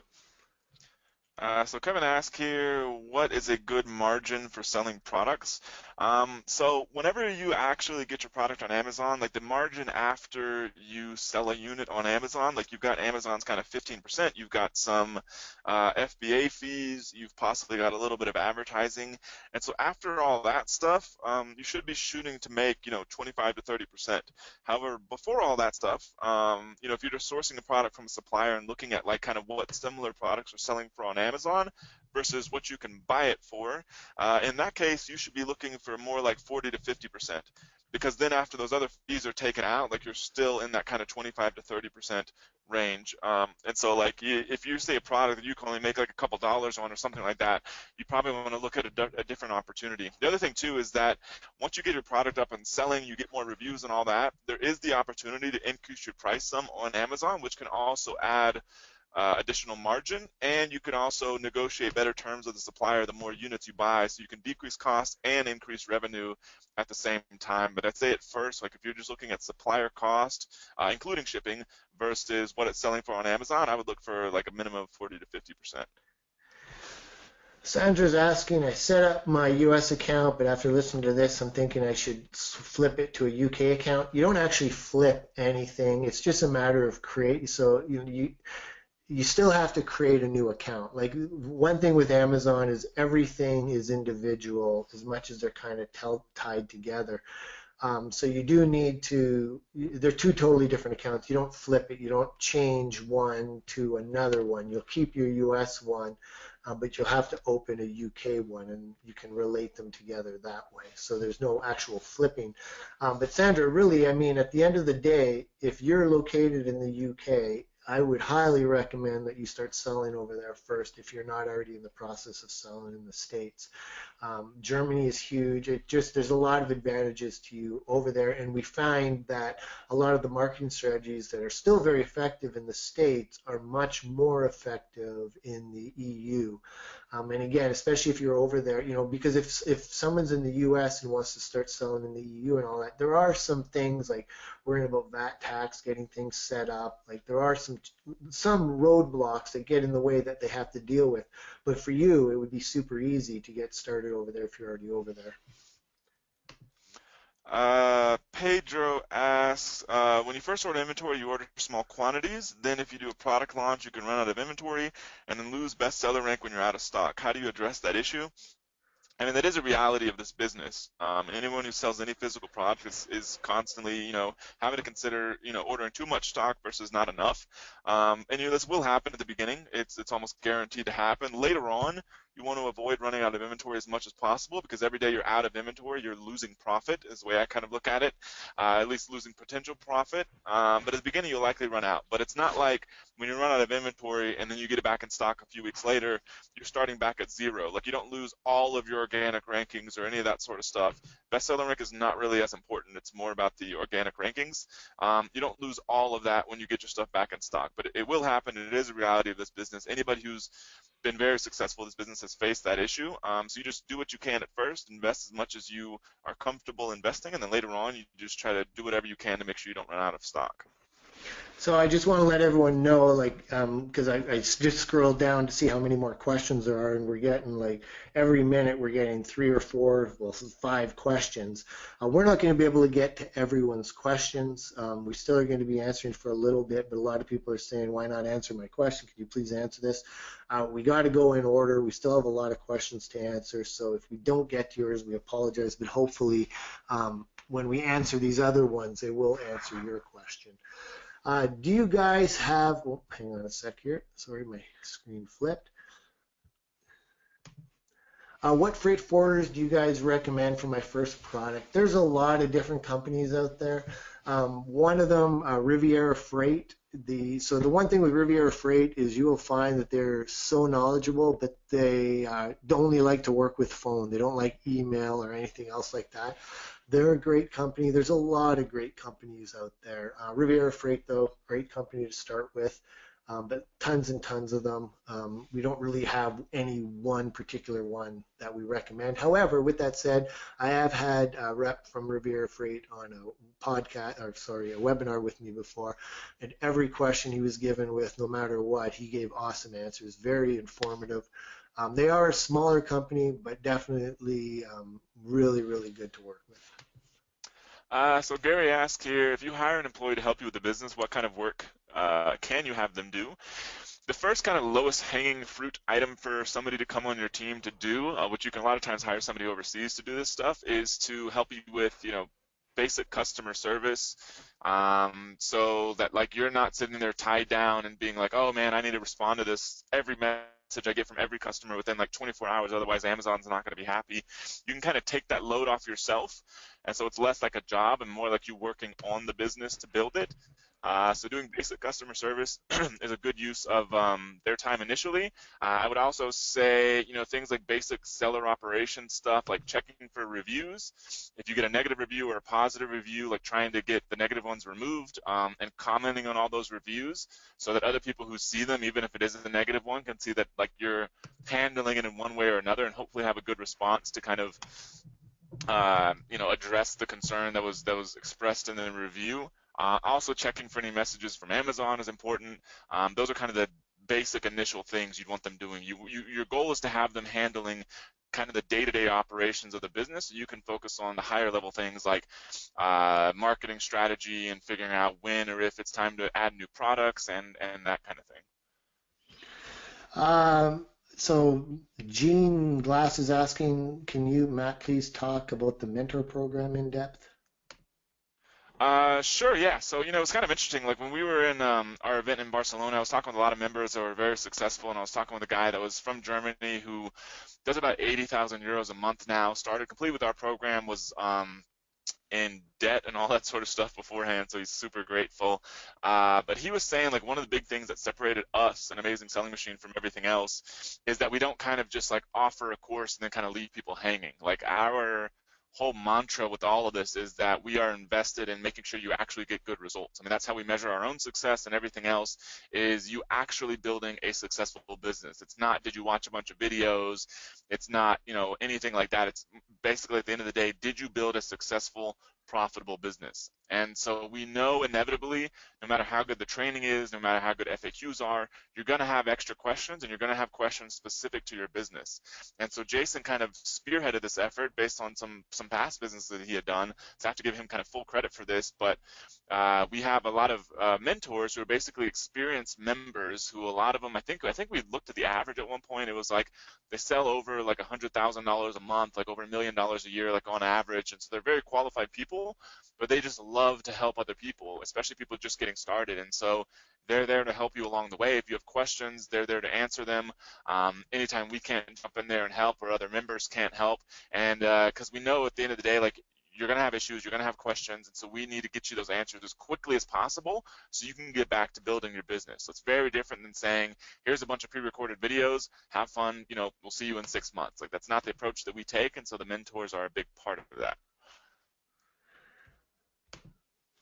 In Q&A session, this is for the Q&A session. For lightning deals, can you run them whenever you wish and on all your products you currently have listed on Amazon through Seller Central if you sign up through the Vendor Express and let Amazon sell one of your products? So actually, lightning deals now, and I'm not 100% sure if it's completely across the board, but I'm pretty sure all FBA sellers now can get into lightning deals. So you go into your the advertising section, the promotion section in your Seller Central, and you'll see lightning deals.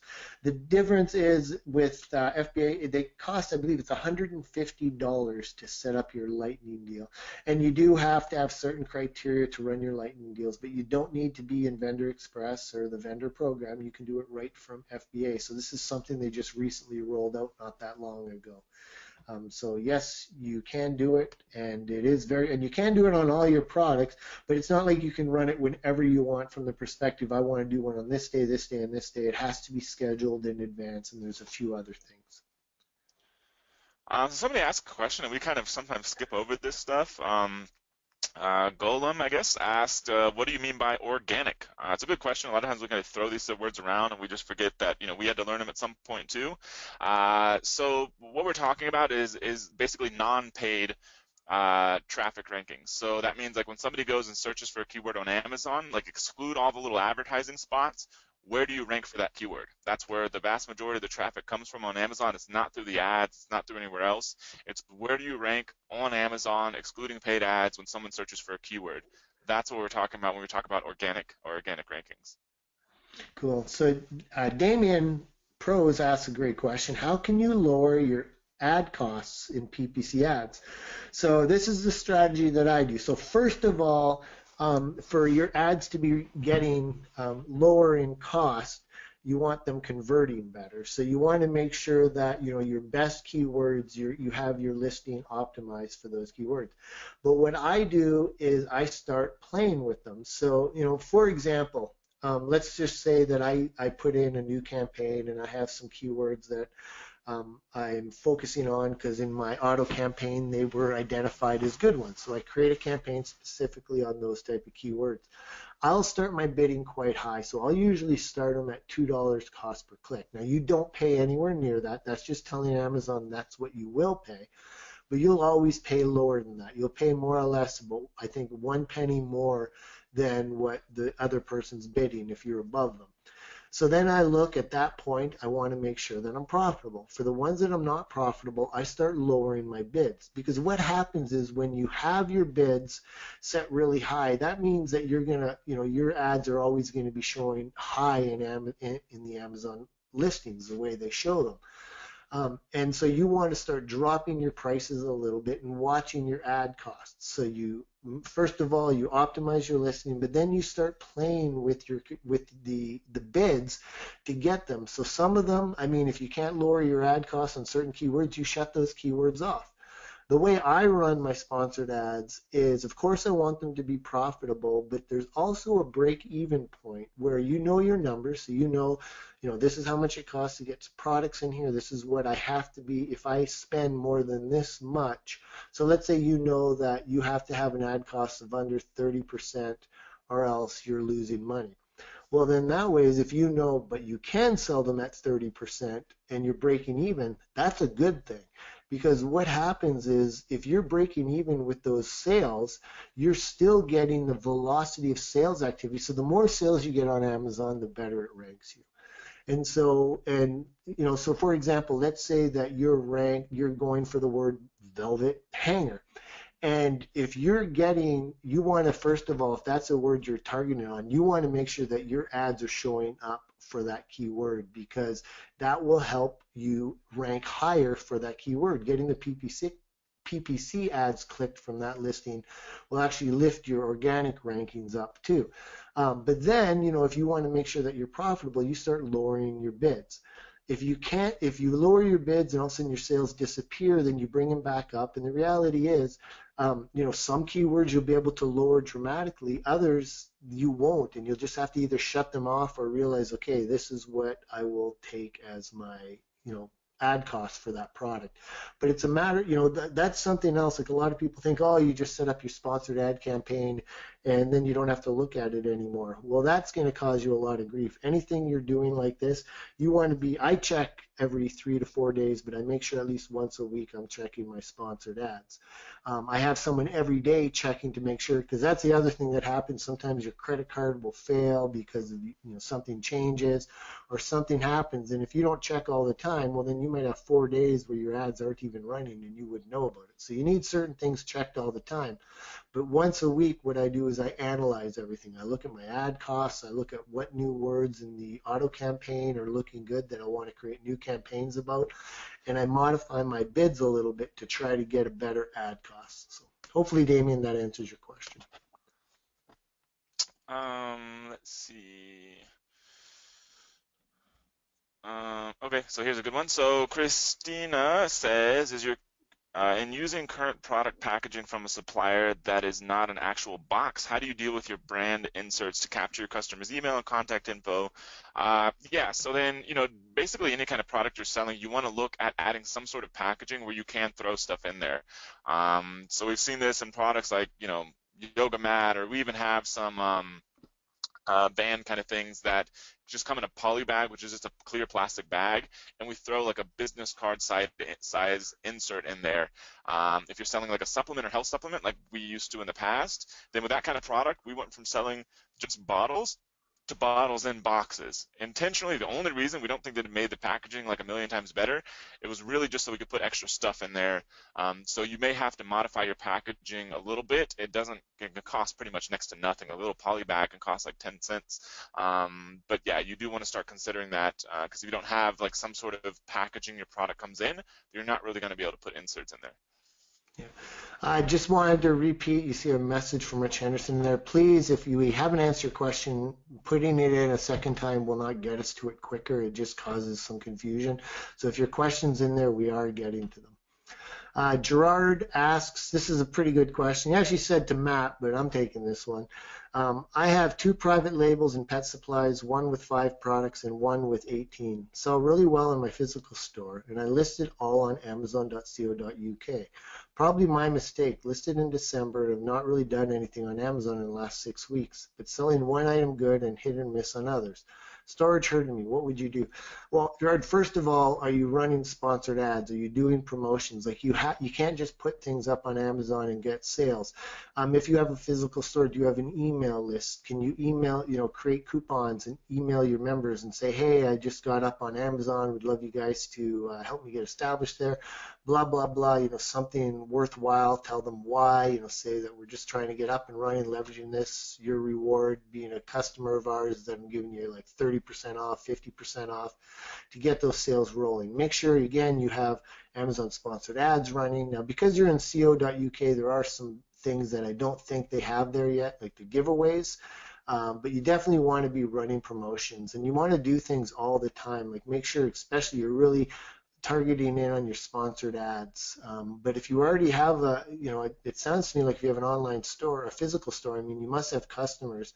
When customers buy, why don't you give them, like, print off coupons and say, hey, since you bought that, here's a discount where you can get another product from Amazon for a discount. Appreciate your business. So a lot of things like that.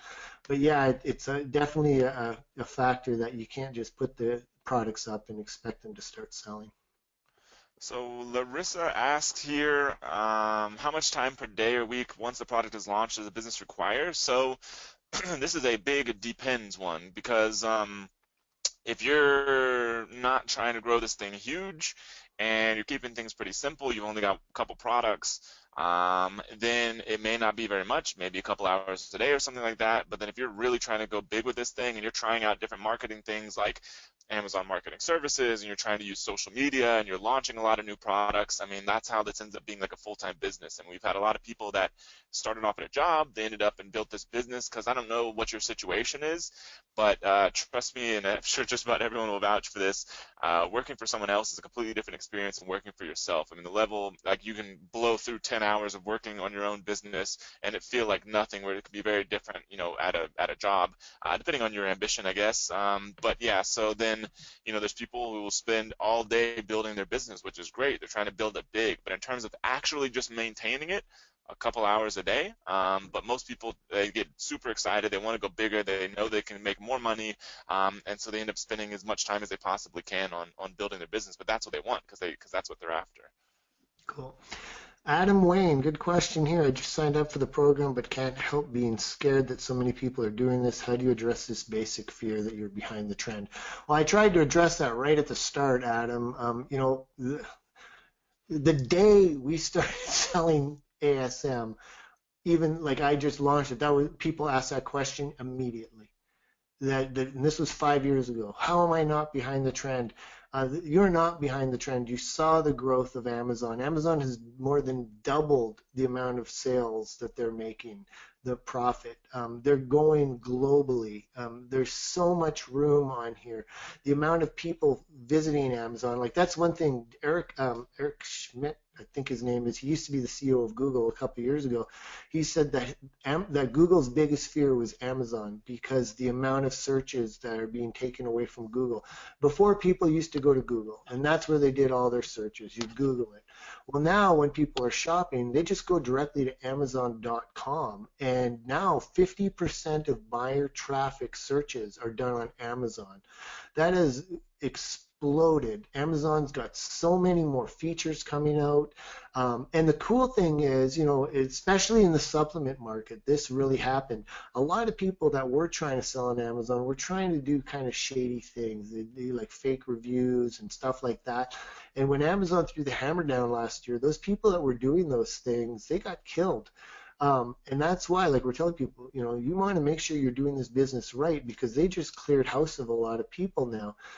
And so it's better for the people that are doing this right. You are not behind the trend. I promise you. I don't see a behind the trend with Amazon at all. And remember, too, you're doing a physical, this is really important to remember.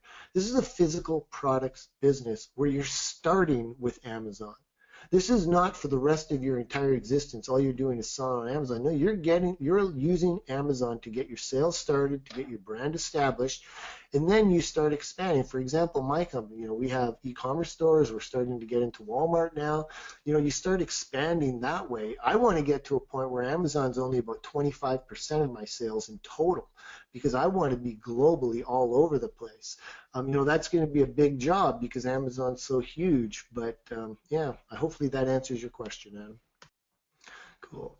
Is the freight forwarder required to be located in the same city port as the supplier? My best advice for you there, Patrick, is just contact your freight forwarder. They'll talk to you. They'll give you free information about what's required. They coordinate all of those kind of things, so they'll have all those answers. That's not something, I don't even know how to answer that question personally because I just rely on my freight forwarders to do everything.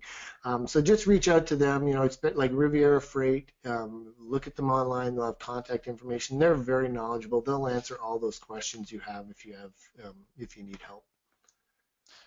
So here's a good question. So, we've got different people with different levels of ambition. So, this person says, Roberta says, not everyone wants the responsibility of building a multi-million dollar business. Some people just want a little extra income. Is there a place for this? Absolutely. Like, we've got one mentor in particular. She, really, involved with her family and everything, and she found out building this business, she didn't want to keep trying to add more products and build a bigger brand and more brands and all that sort of stuff like a lot of people. She just wanted a good, solid business that would fund her lifestyle. And that's what she does. That's what she does with the business, and that's how she runs the business. And so it is absolutely perfectly fine if that's what you want to do, that this business can work for that, or up to the highest level of ambition to building a massive company. So either way is fine. Yeah, I'm glad you asked that question because it makes me think of Roy Shroud, who, he just retired as a fireman. I think it was like last year. He's doing well over $500,000 a month with his business. And he was extremely successful early on. Sorry, eventually he got there, but he was a full-time firefighter, had some time to work on this, but, he took a really slow approach. And as you start out, you might find, yeah, I just wanted a little bit of revenue, but all of a sudden, because especially if you get overwhelmed with things and, you don't have time, but as you start doing it, that's the cool thing is you might realize, wow, this is easier than I thought. I've got systems in place now. I want to grow. Or you can just kind of do it as a side thing. The big thing is, though, it's great that you identify that because the last thing you want to do is be like hoping to make millions but running it like a hobby. You have to have in the mindset that I am going to make this a hugely successful company, and that's the mindset I have versus, no, I just want to kind of play around with it and have fun with it. And there's nothing wrong with that. I know a lot of people that it's just a little hobby. It's just something to occupy their time. They don't want to watch TV. They'd rather like play with something like this and earn, a couple $1,000s a month or even, $500 a month in profit. That goes a long way. So yeah, it's really however you want. And then as time goes on, you get more familiar with it. Definitely, you have a lot of options. So maybe take like one more question here. Let's see. Do, do, do, do, do. So here's a good one. So maybe we'll sort of finish off on this one. How much capital would you say one need as a minimum entry point for inventory, advertising, and other startup costs? Yeah, so it's a good question. So the most successful product that I have in the new brand I started last year, I think started off with about $3,000 in inventory, and that includes the shipping costs, like all the way to Amazon. The initial advertising was not really a factor because the advertising was more in the form of it was maybe like a few $100, but it was more in the form of kind of running some promotions to give discounts on that product. But then have other products like that one is not one that I would is the easiest kind of product to start with because it's a little heavier, so it costs a little more to ship, takes a little more time. If you get a product that can be shipped by air because it's lighter and smaller, that's more ideal and kind of less expensive in most cases. You also don't need as much inventory because you can sort of restore your inventory faster. But I would say anywhere from $2,000 to $4,000 on the high end. Now with this, it's something to keep in mind. It's not like just money you're putting in there.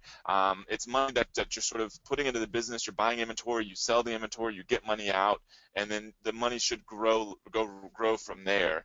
So something to kind of consider. But that's pretty typical for what we see. Back in the day, we used to be able to tell people, yeah, you can start with like $500 because everyone was selling health supplements more or less. And the problem is a lot of those markets are just very saturated. You can still find good opportunities in health products, beauty products, and that kind of thing. And those can be cheaper to get started with because you can get bottles of those for $3 or something like that each. You can order 100 of them or 200 of them. It can be pretty inexpensive, but in most cases, if you're doing a product that's like the vast majority of opportunities, you're looking at like a couple $1,000s. Cool. One thing I did want to do before we jump off is just because we like to get some feedback on these, because this is the first kind of more longer workshop like this we've done.